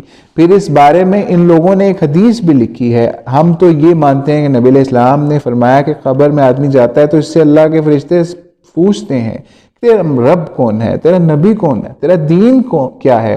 یہ 3 سوال پوچھنے کے بعد شیعہ کہتے ہیں چوتھا سوال تم لوگ چھپاتے ہو وہ یہ ہے، یعنی شیعہ کہتے ہیں کہ تیرا امام کون ہے، یہ بھی سوال قبر میں کیا جائے گا۔ اور اس سوال کے بغیر جان نہیں چھٹتی جب تک علی کو امام نہ کہا جائے، قبر میں بھی جان نہیں چھٹے گی۔ یہ کیسی عجیب بات ہے جو ان لوگوں نے بنا لی ہے۔ مولانا تعجب کا اظہار کر رہے ہیں اس بات کے اوپر، گویا یہ مسئلہ سیاست انتخاب حکومت کا نہیں رہا بلکہ اس پر ایک دینی جنگ شروع ہو گئی ہے۔ رسول اللہ اسلام کے بارے میں اللہ کے مقرر کردہ امام ہیں، یعنی حضرت علی مقرر کردہ امام ہیں، جن کو نہ ماننا ایسے ہی کفر ہے جیسے نبیوں کا انکار کفر ہوتا ہے، بلکہ یہ بھی اللہ ہی کے مقرر کردہ ہیں۔ نبی کو ماننا، امام کو نہ ماننا کوئی کھیل نہیں ہے بلکہ کفر و اسلام کا مسئلہ بن گیا ہے۔ یہ واقعہ لکھا جاتا ہے، میں اسے پڑھ دیتا ہوں، میرات العقول کی جلد نمبر 5 میں ہے، اور یہ روایت اس کا ترجمہ کچھ یوں ہے کہ حضرت علی کے حالات میں آئی ہے یہ روایت کہ اس کے مطابق جب آپ کی والدہ فوت ہوئیں تو رسول اللہ اسلام ان کی قبر میں اترے، وہاں آپ نے دعائیں کی، کیونکہ فاطمہ بنت اسد جو ابو طالب کی زوجہ محترمہ تھیں، انہوں نے ماں بن کے حضور کا ساتھ دیا تھا ان کے لیے، ٹھیک ہے۔ رسول اللہ اسلام کی والدہ حضرت آمنہ کے بعد سب سے زیادہ آپ نے رسول اللہ اسلام کو جانا تھا، پھر مدینہ ہجرت کی، اس لیے آپ صلی اللہ علیہ وسلم نے ان کے ساتھ بہت اچھا سلوک کیا تھا، یعنی فاطمہ بنت اسد سے۔ غیلت کے موقع پر رسول اللہ السلام کی قبر میں سایہ فگن ہوئے، جو کچھ فرشتے ان سے پوچھتے گئے حضور انہیں بتاتے گئے۔ یہ بات میرات العقول میں لکھی گئی۔ اس باب کی حدیث نمبر 2، جو ان سے ان کا رب پوچھا تو انہوں نے کہہ دیا کہ انہیں جواب دیں، ٹھیک ہے، کہ اللہ ہے، ٹھیک ہے۔ پھر دوسرا سوال پوچھا کہ نبی کے بارے میں، تو انہوں نے کہا جواب دیں کہ اللہ کے نبی محمد رسول صلی اللہ علیہ وسلم ہیں، انہوں نے ایسے ہی کیا۔ پھر اس کے بعد تیسرا سوال کیا وَسُئِلَتْ عَنْ وَلِيُّهَا وَإِمَامُهَا، پھر انہوں نے پوچھا کہ تیرا ولی کون ہے، یعنی فاطمہ بنت اسد سے سوال کیا جا رہا ہے، حضرت علی کی والدہ سے سوال کیا جا رہا ہے کہ تیرا ولی اور امام کون ہے. تو ان کی والدہ کی زبان لڑکھڑا گئی، آپ پریشان ہوئی کہ اب کیا بولوں. تو رسول اللہ السلام نے کہا، یعنی جس کا ترجمہ کچھ یوں ہے، یعنی تیرا بیٹا تیرا بیٹا تیرا بیٹا علی، یعنی حضرت علی کے بارے میں نبی علیہ السلام قبر کے اوپر ان کی والدہ کی وفات کے بعد ان کو حساب کتاب کے اوپر یہ جواب بتا رہے ہیں. یہ روایت میرات العقول کی مولانا نے نقل کی ہے. گویا یہ معاملہ، یہاں یہ روایت ختم ہوتی ہے، یعنی گویا یہ معاملہ حدیث میں شامل کر دیا گیا، قبر کے حساب کتاب تک لے گئے اس مسئلے کو، امامت کے مسئلے کو. لیکن شکر ہے کہ اس روایت کو خود ان کے علماء نے ضعیف کہہ دیا، بلکہ الحدیث ثانی ضعیف، اس لیے اس سے جان چھوٹی کہ انہوں نے خود اسے ضعیف تسلیم کر دیا. تاہم یہ مسئلہ بہت پیچیدہ ہو گیا. اگر یہ صرف حکومت کا مسئلہ ہوتا تو کوئی اتنی بات نہیں تھی. ایک الیکشن ہوا جس میں ابوبکر صدیق کے حق میں اکثریت نے فیصلہ دے دیا تو کوئی بڑی بات نہیں تھی. لیکن یہاں اہل سنت کو بھی تسلی نہ ہوئی، یعنی یہاں مولانا اہل سنت کا بھی یہاں پہ خبر لے رہے ہیں کہ ان کی کیا تسلی نہیں ہوئی. انہوں نے شیعہ کی ضد میں آ کے حضرت ابوبکر کی خلافت کو منصوص من اللہ کہنا شروع کر دیا، یعنی یہ اللہ نے مقرر کی خلافت ابوبکر صدیق کی بھی، رسول اللہ نے اس کا حکم دیا. وہی جرم جو شیعہ نے کیا خود انہوں نے کرنا شروع کر دیا ابوبکر کے نام پر، جبکہ حقیقت یہ ہے کہ ان میں سے کوئی اللہ نے مقرر نہیں کیا، نہ رسول اللہ نے حکم کسی کے بارے میں دیا. حضرت عمر نے خود اعلان فرما دیا تھا کہ رسول اللہ السلام نے کسی کو خلیفہ مقرر نہیں کیا، لیکن لوگوں نے خواہم خواہ ضد شروع کر دی تھی اور کہنا شروع کر دیا جو انہیں نہیں مانتا وہ کافر ہو گیا. یعنی آج اگر شیعہ ابوبکر کو نہیں مانتے تو سنیوں نے ان کو کافر کرانا شروع کر دیا. رسول اللہ نے کسی کو خلیفہ مقرر نہیں کیا. ٹھیک ہے، گویا دونوں گروہوں نے، یعنی سنیوں نے بھی اور شیعوں نے بھی ایک ہی نوعیت کا جرم کیا. یہ درست ہے کہ خلیفہ کا انتخاب ہوا تو شاید 1,00,000 میں سے ایک بندہ تھا جو ابوبکر کا مخالف تھا. آپ پوری امت کے منتخب امام ہیں، یعنی ابوبکر، امت نے آپ کو چنا ہے، آپ خلافت برحق ہے، لیکن اللہ نے اور رسول اللہ نے اس کا تقرر نہیں کیا. مولانا اسحاق نے بتایا کہ امت نے چنا ہے لیکن اس کا تقرر نہیں کیا اللہ نے، یعنی منصوص من اللہ نہیں ہے. حضرت ابوبکر صدیق کو رسول اللہ کا مقرر کردہ ثابت کرنے کی کوشش اہل سنت نے بہت زیادہ کی، اور شاہ ولی اللہ نے ایک کتاب ازالۃ الخفا جس میں شاہ صاحب نے خواہ بہت زور لگایا کہ فلاں آیت بھی خلافت میں اتری ہے، خلافت ابوبکر کی شان میں ہوئی ہے اور فلاں بھی، جبکہ یہ سفید جھوٹ ہے. ایسی کوئی بات ہی نہیں. مولانا کہتے ہیں یہ جو شیعہ اور سنیوں کی نے اس مسئلے کے اوپر زور لگایا اس میں کوئی یہ سب سفید جھوٹ ہے، ایسی کوئی بات ہی نہیں. سچ یہ ہے کہ کوئی بھی آیت حضرت ابوبکر کی خلافت کے بارے میں نازل نہیں ہوئی. دونوں گروہوں نے اپنی طرف سے معاملہ قرآن میں داخل کر دیا، یعنی شیعوں نے امامت کا مسئلہ قرآن میں داخل کیا، سنیوں نے خلافت کا مسئلہ قرآن میں داخل کر دیا. دونوں گروہوں نے اپنی طرف سے معاملہ قرآن میں داخل کر دیا. قرآن بیچارہ تماشا بن کے رہ گیا ہے. اللہ کے بندو، مولانا کہتے ہیں اللہ کے بندو، قرآن مجید کیا اس لڑائی کے لیے اترا تھا کہ ابوبکر خلیفہ ہے یا علی؟ افسوس ہے اہل اسلام نے کتاب اللہ کا کچھ لحاظ و ادب نہ کیا اس مسئلے میں. میں ان تمام آیات سے واقف ہوں اور ان دونوں گروہوں کا ایسا کرنا نری جہالت ہے اور بے ایمانی والی بات ہے. حق یہ ہے کہ قرآن مجید میں کسی کے لیے کچھ نہیں اترا، نہ امامت کے مسئلے میں نہ ابوبکر کی خلافت کے مسئلے میں. اگر یہ لوگ ویسے ہی نیک مانے جائیں تو بہت اچھی بات ہے، مگر ان کی خلافت انتخابی ہے، یعنی ابوبکر کی خلافت انتخابی ہے. وہ لوگ جو کبھی امامت کے قائل تھے، آج وقت کے رگڑے نے انہیں بھی شورا پر مجبور کر دیا ہے. اب سب لوگ شورا پر آ گئے ہیں. ایران جائیے، ایران میں آج سارے لوگ امامیہ ہیں، لیکن مگر آج اللہ کا مقرر کردہ کوئی امام ہے وہاں پہ جو حکومت کر رہا ہے؟ ایسا نہیں ہے. بلکہ آج بھی ایران میں عالم کو ان کو اچھا سمجھتے ہیں، اسے شورا کے ذریعے چن لیتے ہیں. ٹھیک ہے، یہی تو اصل معاملہ تھا. اب اللہ نے کسی کو مقرر نہیں کرنا بلکہ امت نے خود اس کا انتخاب کرنا ہے. آج امامیہ خود ایسا کر رہے ہیں، اس لیے یہ چناؤ کا معاملہ بہت حد تک درست ہو گیا. اس زمن میں کتاب شورا سے ولایت فقیہ تک جو کہ احمد الخاطب نے لکھی ہے، 500-600 صفحات کی کتاب ہے، اگر ملے تو ہر بندہ ضرور پڑھے۔ ایک قابل فاضل شیعہ عالم جس نے پر خچے اڑا دیے ہیں کہ 12 امام کوئی منصوص من اللہ نہیں ہے، یعنی مولانا یہاں پہ شیعوں کا بھی بتا رہے ہیں کہ انہوں نے اس کتاب کے ذریعے سے امامت کے مسئلے کے پر خچے اڑائے ہیں کہ منصوص من اللہ نہیں، اللہ کی طرف سے یہ مخصوص کردہ لوگ نہیں ہیں امامت کے لیے۔ یہ سب لوگ ہمارے بزرگوں کا ڈھونگ تھا۔ صحیح بات یہی تھی جہاں آج ہم موجود ہیں، یعنی شورا اچھے بندہ چنے گی۔ یہ مولانا شیعہ عالم کا کوٹ کر رہے ہیں جس کا ریفرنس پہلے دیا گیا۔ چنانچہ روضۃ الاصفیاء میں یہ واقعہ پڑھنے کے لائق ہے۔ کسی نے امام جعفر سے پوچھا کہ اگر کوئی جھنڈا لے کر ظالم حکومت کے خلاف اٹھے، جیسا کہ مسلمان ظالم حکومتیں بننا شروع ہو گئی تھیں، کسی آدمی نے ان کے خلاف جہاد کیا تو اس کے بارے میں کیا حکم ہے؟ آپ نے فرمایا امام مہدی سے پہلے کوئی جھنڈا لے کر اٹھے اسلامی حکومت بنانی ہے تو وہ شیطان ہے، شیطان کے علاوہ مشرک بھی ہے، یعنی معاذ اللہ امام جعفر الصادق سے یہ بات منسوب کی جا رہی ہے، اور شیطان کے علاوہ مشرک بھی ہے۔ امام نے یہاں فتویٰ دیا کہ جب امام مہدی آئیں گے تو وہی حکومت بنائیں گے، اس سے پہلے لوگوں کو آرام سے بیٹھے رہنا چاہیے، خواہ ظالم آئے چاہے بدمعاش آئے، لوگ حکمران بنے، کوئی بغاوت نہ کرے، ان کی اصلاح کی کوشش کرتے ہیں، اللہ توبہ کریں، لیکن لوگوں نے بالکل الٹ کام کیا، یعنی اس فتوے کے ساتھ جمعے کی نمازیں ختم کر دی، جمعہ بند ہے کیونکہ امام تو موجود ہی نہیں ہے، اسی طرح عید کی نماز بھی لازم نہیں کیونکہ کوئی امام ہی موجود نہیں، یہ بھلا ان مولویوں کے پڑھنے والی نماز ہے کوئی؟ زکوٰۃ اور خمس کا یہاں تک کہہ دیا کہ اپنے پاس رکھو، اپنے بچوں کو دے دو، سنبھال لیں، جب امام مہدی آئیں گے تو وہ اسے دے دینا یا زمین میں دبا دینا، یہ ساری باتیں شیعہ کتب میں موجود ہیں، یعنی اس مسئلہ امامت میں وہ مصیبت ڈھائی ہے کہ جس کا کوئی حل نہیں۔ اسی لیے ختم نبوت یہ نہیں کہ خالی منہ سے کسی کو نبی نہ مانا جائے، بلکہ اس کے تقاضے پورا کرنا بھی ضروری ہے۔ ایک طرف مرزائی نئے بندے کو نبی مان رہے ہیں، اس لیے دائرہ اسلام سے خارج ہے، دوسری طرف اس امت کا اپنا یہ حال ہے، منہ سے تو کسی کو نبی نہیں کہتی لیکن در پردہ نبی والی ہر بات اس میں ماننے کو بیٹھے ہوئے ہیں۔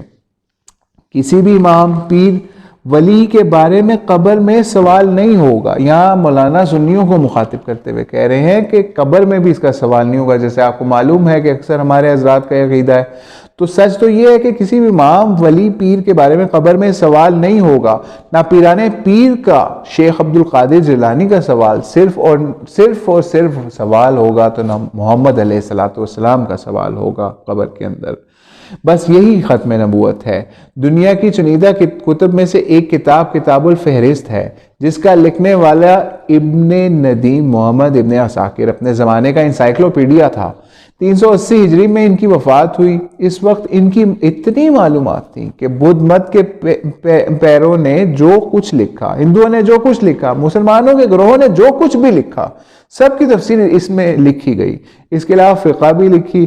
پھر اپنی کتاب فہرست میں یہ بھی بتا دیا فلاں آدمی نے فلاں کتاب لکھی ہے۔ بڑی حیرت کی کتاب ہے، اس زمانے میں کتنا بڑا علم کا سمندر تھا۔ چنانچہ ابن ندیم نے اس فہرست میں لکھا ہے، سب سے پہلی کتاب جو شیعہ مسلک کی اس دنیا میں ظاہر ہوئی وہ کتاب سلیم بن قیس الہلالی کی کتاب ہے۔ میں بالکل عالمانہ بصیرت سے یہ بتاؤں گا، یہ فطور اس امت میں آخر کہاں سے تھا؟ تو سلیم بن ابن قیس الہلالی کی کتاب شیعہ مذہب کی پہلی کتاب ہے جو شائع ہوئی۔ میرا ماننا ہے دنیا میں جتنی لڑائی ہوئی، مولانا کہتے ہیں جتنی بھی لڑائی ہوئی اس کتاب کی وجہ سے ہوئی ہے۔ الاحتجاج طبرسی نے اگر لکھی ہے، ٹھیک ہے، تو اس میں سارے حوالے سلیم اسی ہلالی کی کتاب کے ہیں۔ کلینی اگر الکافی میں حوالے دیتا ہے وہ بھی سلیم بن القیس کے حوالے دیتا ہے۔ اس بندے نے ایسا چکر چلایا کہ دنیا کو ہلا کے رکھ دیا ہے۔ مقام حیرت ہے کہ اس بندے سلیم کا کسی کو پتہ ہی نہیں، خود شیعہ کو بھی معلوم نہیں ہے کون آدمی تھا، حضرت علی کے صحابہ میں سے تھا بھی یا نہیں تھا۔ کیا اس کا شیعہ کو پتہ لگا کہ یہ کون تھا؟ نیک تھا بد تھا کوئی پتہ نہیں، ایک مجہول اور گمنام آدمی اٹھا۔ اس کے بارے میں شیعہ حضرات افسانہ یہ لکھتے ہیں کہ حجاج بن یوسف نے چاہا کہ اسے گرفتار کر کے سزا دوں تو وہ فارس دوڑ گیا۔ یعنی جب دین کو بدنام کرنا ہو تو ایسے گمنام بندے درمیان میں آ جاتے ہیں، جیسے سینٹ پال کی مثال، یعنی کرسچنوں میں سینٹ پال کی مثال ہے، نہ سر نہ پیر، پتہ ہی نہیں کون ہے۔ وہاں ایک آدمی کے پاس بنا لی جس کا نام ابان بن ابی عیاش تھا، ساری عمر اس کے پاس رہا لیکن اسے اس کے بارے میں کچھ نہ بتایا۔ جب سلیم مرنے لگا اس نے ابان سے کہا تم نے میری بڑی خدمت کی، مجھے بڑا سنبھالا، میرے حق بنتا ہے، میرے پاس ایک کتاب ہے جو میں مرتے وقت تمہیں دے کر جا رہا ہوں، ساری عمر میں نے کتاب اپنے پاس رکھی کسی کو نہیں دیا، مرتے وقت دے رہا ہوں۔ یہ کہانی شیعہ نے خود بنائی ہوئی ہے۔ مزے کی بات یہ کہ اس ابان ابن عیاش کے علاوہ کسی شیعہ کو بھی ہوا نہ لگی، پوری دنیا میں اس اکیلے آدمی نے پھیلایا اس مسئلے کو۔ سلیم نے یہاں تک کہہ دیا کہ عام لوگوں میں اسے مت پھیلایا جائے بلکہ خاص لوگوں میں جو بات سمجھ سکتے ہوں ان تک اس کتاب کو محفوظ رکھا جائے۔ گویا دین ایک راز ہے، معمہ ہے، معاذ اللہ، خفیہ کاروبار کی طرح اسے پھیلایا جائے، ٹھیک ہے۔ اب ابان ابن ابی عیاش کے بارے میں تمام بڑے بڑے شیعہ محدثین جو ہیں وہ کہتے ہیں یہ ضعیف تھا، اس کی طرف کوئی دھیان نہ کرو، یہ ایک نکما فضول بندہ تھا، ہم نہیں کہہ رہے، شیعہ محدثین کہہ رہے ہیں۔ اس جھوٹے آدمی کو سلیم نے ایک کتاب دی جس نے آگے پھیلائی۔ خود یہ حال یہ ہے کہ شیعہ علماء بھی برملا کہتے ہیں کہ یہ ضعیف ہے، ابان کے بارے میں بتایا جا رہا ہے۔ اس نے یہ کتاب خود وضع کی ہے، یعنی گھڑی ہے۔ سنی علماء میں تہذیب و تہذیب کی پہلی جلد میں آپ پڑھیں گے امام شعبہ جو امیر المومنین فی الحدیث ہیں، وہ کیا کہتے ہیں؟ آپ فرماتے ہیں میں اپنی گدی کا پیشاب پی لوں مجھے اس سے زیادہ محبوب ہے کہ میں اس ابان سے کوئی روایت لوں۔ گویا یہ اتنا جھوٹا بے ایمان آدمی ہے کہ اسے روایت کرنے پر گدھے کے پیشاب پینے کو زیادہ فعل سمجھتا ہوں، اچھا فعل سمجھتا ہوں۔ امام صاحب اسی وجہ سے فرماتے تھے، امام شعبہ کے الفاظ ہیں جو امیر المومنین فی الحدیث اور بخاری میں سے بھی پہلے گزرے ہیں۔ اس کا معنی یہ ہے کہ بندہ زنا کر لے وہ گناہ اس سے ہلکا ہے کہ بندہ ابان سے روایت لے، یعنی ابان اتنا جھوٹا اور بے ایمان آدمی ہے، اس سے روایت کرنا زنا کرنے سے بہتر ہے کہ بندہ کوئی بدکاری کا عمل کر لے۔ تو یہ کتاب اس ابان کی پھیلائی ہوئی ہے جس کا نہ اس سے قبل کسی کو پتا ہے نہ بعد اس کتاب کو کوئی جانتا تھا، بلکہ لکھنے والا سلیم ابن القیس گمنام آدمی ہے، ساری عمر ابان کے پاس رہا، اس بارے میں کچھ نہ بتایا، مرنے لگا تو کتاب کو پکڑ کو بولا آگے بھی نہ بتانا، اسے چھپا کے رکھنا۔ اب اس کتاب میں جو کچھ لکھا ہے میں وہ بیان نہیں کر سکتا، یہاں پہ مولانا بیان کرتے ہیں، میں وہ بیان نہیں کر سکتا، وہ بیان کرنے دیا جائے سوائے گولیاں چلنے کے کچھ حاصل نہیں ہوگا، فساد ہوگا۔ اس نے ایسی ایسی باتیں لکھی جو شیطان بھی نہیں سوچ سکتا۔ توبہ توبہ، پہلے صفحے سے ہی پتہ چلتا ہے سلیم بن قیس نے اس امت کو کیسے اس فتنے سے دوچار کیا، ایسا فتنہ رچایا کہ ہر عقل کا اندھا بھی یہ سوچ سکتا ہے کیا دین اسی طرح مان لینا چاہیے؟ یعنی ایک گمنام بندے نے کتاب لکھی اور جھوٹے کذاب کو پکڑا دی، وہ بھی بننے تک جس نے امت میں بہت بڑا فطور ڈالا، جھوٹے کذاب کو پکڑا دی مرنے کے وقت جس نے امت میں فطور ڈالا۔ بلکہ کیا کریں اب اس مسئلے کا، اب یہ فطور ڈل چکا ہے، لوگ ان چیزوں کے پیچھے پڑ گئے ہیں، اب مجھ سمیت کسی کے بس میں نہیں کہ اس فتنے کو روک سکے۔ ابان کذاب اور سلیم بن قیس مجہول ہے، ان کی من گھڑت کتاب سلیم ہے جو ابن ندیم کے مطابق شیعہ علماء کی پہلی کتاب ہے جو اس دنیا میں ظاہر ہوئی۔ اس سے پہلے شیعہ علماء کی دنیا میں کوئی کتاب نہیں تھی، بعد میں آنے والوں نے تو اسی کتاب سے حوالہ جات لیے، اب اسی سے جو خرافات لکھ ڈالی ہیں وہ بیان نہیں کی جا سکتی، یہ آگ اب بجھ نہیں سکتی، سب سلیم کا کیا دھرا ہے۔ اب اس سلسلے میں ان آیات کی تشریح ضروری کرنا لازمی ہے جو شیعہ حضرات کرتے ہیں۔ خود اہل سنت کی کتب میں انگوٹھی دینے کا ذکر ہے، یعنی اب مولانا اسی انگوٹھی دینے کا ذکر جو نماز کے وقت کی بات کریں، ان خطبات اس کی طرف اشارہ تھوڑا سا کر دیا۔ آگے کہتے ہیں ان خطبات کا مقصد، اب مولانا اس خطبات کا مطلب مسئلہ امامت کے خطبات کا مقصد بیان کریں۔ ان خطبات کا مقصد دونوں گروہوں کو قریب لانا ہے، یعنی شیعہ سنی گروہوں کو قریب لانا ہے، ان مسائل کو واضح کرنا ضروری ہے تاکہ مستقبل میں بھی یہ کتاب بن جائے، لوگوں کے کام آ سکے۔ یہ ایک تحقیق کا کام ہوگا، نہ کہ جھگڑالو باتیں کی جائیں، کیونکہ ہر فریق سنی سنائی باتوں میں پھنسنے کی کوشش کرتا ہے۔ اس کی کوشش کا مقصد دونوں کو قریب لانا ہے، یعنی اس خطبے کا مقصد کوئی فساد یا اختلاف برپا کرنا نہیں ہے، بلکہ سنی شیعہ کو قریب لے کے آنا ہے۔ اس کوشش کا مقصد دونوں کو قریب کرنا ہے، نہ کہ تاکہ کچھ حد تک دنیا کم ہو سکے۔ اس لیے آئندہ خطبات میں یا الیوم اکملت لکم انما ولیکم اللہ یا ایھا الرسول، یہ تینوں آیات اپنی وضاحت کے ساتھ آئیں گی۔ ان کا حقیقی مفہوم بتایا جائے گا۔ یہ کس لیے نازل ہوئی تھی؟ تاکہ لوگوں کو اس کا مفہوم واضح ہو جائے، تاکہ جو کوئی اسے ابو بکر علی کی طرف منسوب کرتا ہے وہ حقیقت جان لے، یاد رکھیں قرآن میں نہ ابو بکر کی بحث ہے نہ علی کی بحث ہے۔ یہ ٹھیک ہے، یہ لوگ نیک تھے، ان کا احترام کرنا ہے، لیکن قرآن میں صرف اور صرف سیدنا و مولانا محمد علیہ الصلوۃ والسلام کی بات کی گئی ہے۔ آپ کو رسول برحق ثابت بتایا گیا ہے، آپ آخری نبی، ہر حال میں یہ مسئلہ ضروری ہے۔ باقی اگر آپ کسی کو نیک سمجھتے ہیں تو سمجھیں، ادب کریں ان کا، برا سمجھتے ہیں تو بھی سمجھیں، کوئی بات نہیں۔ کافر مومن ہونے کی بحث نہیں ہے۔ جو لوگ روایات کی بنا پر ابو بکر کا منکر کافر ہے، وہ اپنے پاس سے مسائل بنا رہا ہے۔ اہل سنت کے علماء نے بے شمار جگہ لکھا ہے خلافت کو ماننا کوئی دین نہیں ہے، کسی کا دل مانتا ہے مانے، حکومت ٹھیک بنی وہ ضرور مانے، ورنہ سعد بن عبادہ رضی اللہ تعالیٰ نے حضرت ابو بکر کی بیعت بھی نہیں کی تھی۔ وہ جو مدینے کے سردار تھے سعد، کیا وہ معاذ اللہ کافر ہو گئے؟ نہیں معاذ اللہ۔ حضرت علی اور ان کے اصحاب نے 6 مہینے تک بیعت نہیں کی۔ گویا یہ معاملہ حکومت کی تشکیل کا تھا، اسے دین نہیں بنانا چاہیے، لیکن بدقسمتی سے یہ دین بن گیا ہے، اور دین بھی ایسا کہ پہلے نبی تھے جنہیں ماننا ضروری تھا، اب نام نبی نہیں رکھا بلکہ امام رکھ دیا ہے۔ اس کی پوزیشن اور نبی کی پوزیشن میں رائے برابر فرق نہیں۔ گویا اس طرح سے عقیدہ ختم نبوت کی دھجیاں بکھیر دی گئیں۔ نہ صرف مرزائیوں نے بلکہ مقلدین نے بھی ایسا ہی کیا۔ نبی کے بعد بھی فلاں عالم کو ماننا ضروری، فلاں کو لازمی بنایا گیا۔ اگر کوئی فلاں عالم کا ادب کرتا ہے یا میری بات کو درست سمجھتا ہے تو ضرور مانے، بصورت دیگر اگر کوئی مجھے گالیاں بھی نکالے تو بھی اس کا دین ایمان نہیں بگڑتا، چاہے جائے کہ وہ اسلام سے خارج قرار دیا جائے۔ آخر میں ایک واقعہ بیان کروں گا۔ یہ واقعہ مولانا مودودی سے ان کے ساتھی ایک کہنے لگا کہ میں جس جگہ پہ جمعے کی نماز ادا کرتا ہوں مولوی صاحب آپ کو گالیاں نکالتے ہیں، یعنی مولانا مودودی کو مولوی گالیاں نکالتا تھا، تو کیا میں ان کے پیچھے نماز پڑھ لیا کروں جمعے کی؟ مولانا نے جواب ارشاد فرمایا، میں نے جو 2-4 حرف دین کے پڑھے ہیں اس میں کہیں نہیں آیا کہ جو مودودی کو گالیاں نکالے اس کے پیچھے جمعہ نہ پڑھو۔ اگر وہ مجھے اچھا نہیں سمجھتا تو اس کی اپنی فکر ہے، اس سے کیا وہ کافر ہو گیا؟ تم ضرور وہی جمعہ پڑھو۔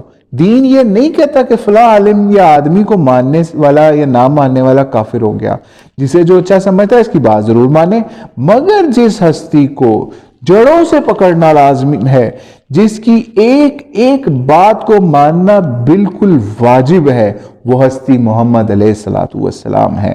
آخری اور حتمی راہبر آپ ہیں، آپ کے بعد کسی کو ماننا فرض نہیں، نہ دین بنانا چاہیے اس کو۔ اگر فلاں کو نہیں مانتا، فلاں کو فلاں نہیں مانتا تو اس سے میرا رشتہ ٹوٹ گیا۔ ہمارا رشتہ صرف اور صرف ایک ہی ہستی کی وجہ سے قائم ہے۔ یہاں بھی علامہ اقبال کا شعر جو کہ مولانا اسحاق نے پڑھا، وہ ماذ حکم نسبت او ملتیم، اہل عالم راز سراپا رحمتیم، یعنی میرے بھائیوں، مولانا بیان کرتے ہیں، میرے بھائیوں بزرگوں یاد رکھیں، اگر ہم مسلمان امت کہلواتے ہیں تو نہ پیران پیر کی وجہ سے، نہ امام ابو حنیفہ کی وجہ سے، اللہ ان سب پر کروڑوں رحمتیں برسائے، لیکن ہم اگر ملت ہیں تو صرف ایک ہستی کی وجہ سے ہیں۔ جب کوئی ہم سے پوچھے گا تم کس کے نام لیوا ہو تو آپ کا جواب صرف یہی ہونا چاہیے کہ محمد علیہ الصلوۃ والسلام کی۔ ہم جب تک زندہ رہیں اسی کے نام کی بدولت زندہ رہیں، اسی کے نام کی بدولت ساری دنیا میں رحمتیں مانتے رہیں۔ بصورت دیگر اگر ایک دوسرے کو ہی کاٹتے پھریں گے تو دنیا کیا رحمت کو ہم نے کیا رحمت دینی ہے؟ آپس میں ہی زحمت بن جائیں گے۔ اللہ تعالیٰ ہمارا نام مٹا کر کسی اور کو پھر قوم کو چن لے گا۔ وآخر دعوانا الحمد للہ رب العالمین وصلی اللہ تعالیٰ علی خیر خلقہ وسیدنا ومولانا محمد وآلہ وصحبہ اجمعین۔ تو بھائیو، یہ خطبہ ختم ہوا آج الحمدللہ۔ امامت کا پہلا خطبہ الحمدللہ ہم نے اس کو اردو کے اندر ٹرانسکرائب کیا آڈیو کی شکل میں۔ اللہ تعالیٰ اس کو قبول کرے اور اس کے ذریعے سے مسلمانوں میں شیعہ اور سنی فرقے کو آپس میں ایک دوسرے سے محبت کرنے والا بنائے۔ اور اس خطبے کا خلاصہ مولانا نے یہی بیان کیا کہ ہمارے لیے جو ایک ہستی ہے، قابل تقلید ہے، شیعوں کے لیے بھی سنیوں کے لیے بھی، وہ صرف اور صرف محمد علیہ السلام ہے۔ دونوں کو یہ بتایا گیا اس خطبے کے اندر، شیعوں کو بھی سنیوں کو بھی، کہ حضرت علی کو مانے، چاہے کوئی ابو بکر کو افضل مانے، جس کا مرضی انکار کرے، جس کا مرضی اصرار کرے جس مسئلے کے اوپر بھی، لیکن اس مسئلے کو غلط سمجھنے سے یا ٹھیک سمجھنے سے کوئی زیادہ کوئی کافر نہیں ہوتا، کوئی مسلمان دائرہ اسلام سے خارج نہیں ہوتا۔ اگر کوئی ابو بکر کی خلافت کا انکار کرتا ہے تو بھی کوئی دائرہ اسلام سے خارج نہیں ہوتا۔ تو اس لیے مولانا نے اس مسئلے میں شیعوں کا بھی رد کیا کہ ان کے جو ان سے غلط عقائد ہیں، جس کے اوپر آگے بھی خطبات آئیں گے انشاءاللہ، اس کو بھی ہم ٹرانسکرائب کر کے آپ کے سامنے اردو فارم میں پیش کریں گے۔ اور اس کے علاوہ مولانا نے سنیوں کو بھی تنبیہ کی کہ آپ بھی کافر شیعہ کافر جیسے جملے جو ہیں وہ ان کے لیے نہ استعمال کریں کہ جس کی وجہ سے ان کو دین اسلام سے خارج کریں۔ اور مولانا نے اس خطبے کے اندر یہ بتایا کہ اس خطبے کا مقصد یہ ہے کہ شیعہ اور سنی دونوں گروہوں کے اندر غلط فہمیاں دور کی جائیں اور ان کو آپس میں ایک دوسرے کے قریب لایا جائے۔ اس مقصد کے لیے مولانا نے شیعہ کی کتب سے ان غلط راویوں کا بھی بتایا جو خود ان کے ہاں مجہول الحال ہیں، ضعیف ہیں، کذاب ہیں، جیسی جرحیں ان کے اوپر ہیں، ان کی کتابوں سے شیعہ اپنے مسائل یا اپنے جو امامت کا مسئلہ ہے اس کو نہ گڑھیں، یا اور جتنے بھی مسئلے جنہوں نے شیعہ مذہب کی بربادی کا باعث بنے ہیں وہ چیزیں ان جہلاء سے نہ اخذ کریں یا ان کذابوں سے اخذ نہ کریں۔ اور سنیوں کو بھی یہی بتایا کہ کسی کا بھی سوال نبی علیہ السلام کے علاوہ کسی بھی ہستی کا سوال قبر کے اندر نہیں ہوگا، نہ تو قبر کے اندر حضرت علی کا سوال ہوگا، نہ ہی پیران پیر شیخ عبد القادر کا سوال ہوگا۔ تو اللہ سے دعا ہے اللہ اس چھوٹی سی کاوش کو قبول کرے اور اس کو ہمارے لیے توشہ آخرت بنائے۔ واللہ اعلم بالصواب۔ السلام علیکم ورحمۃ اللہ وبرکاتہ۔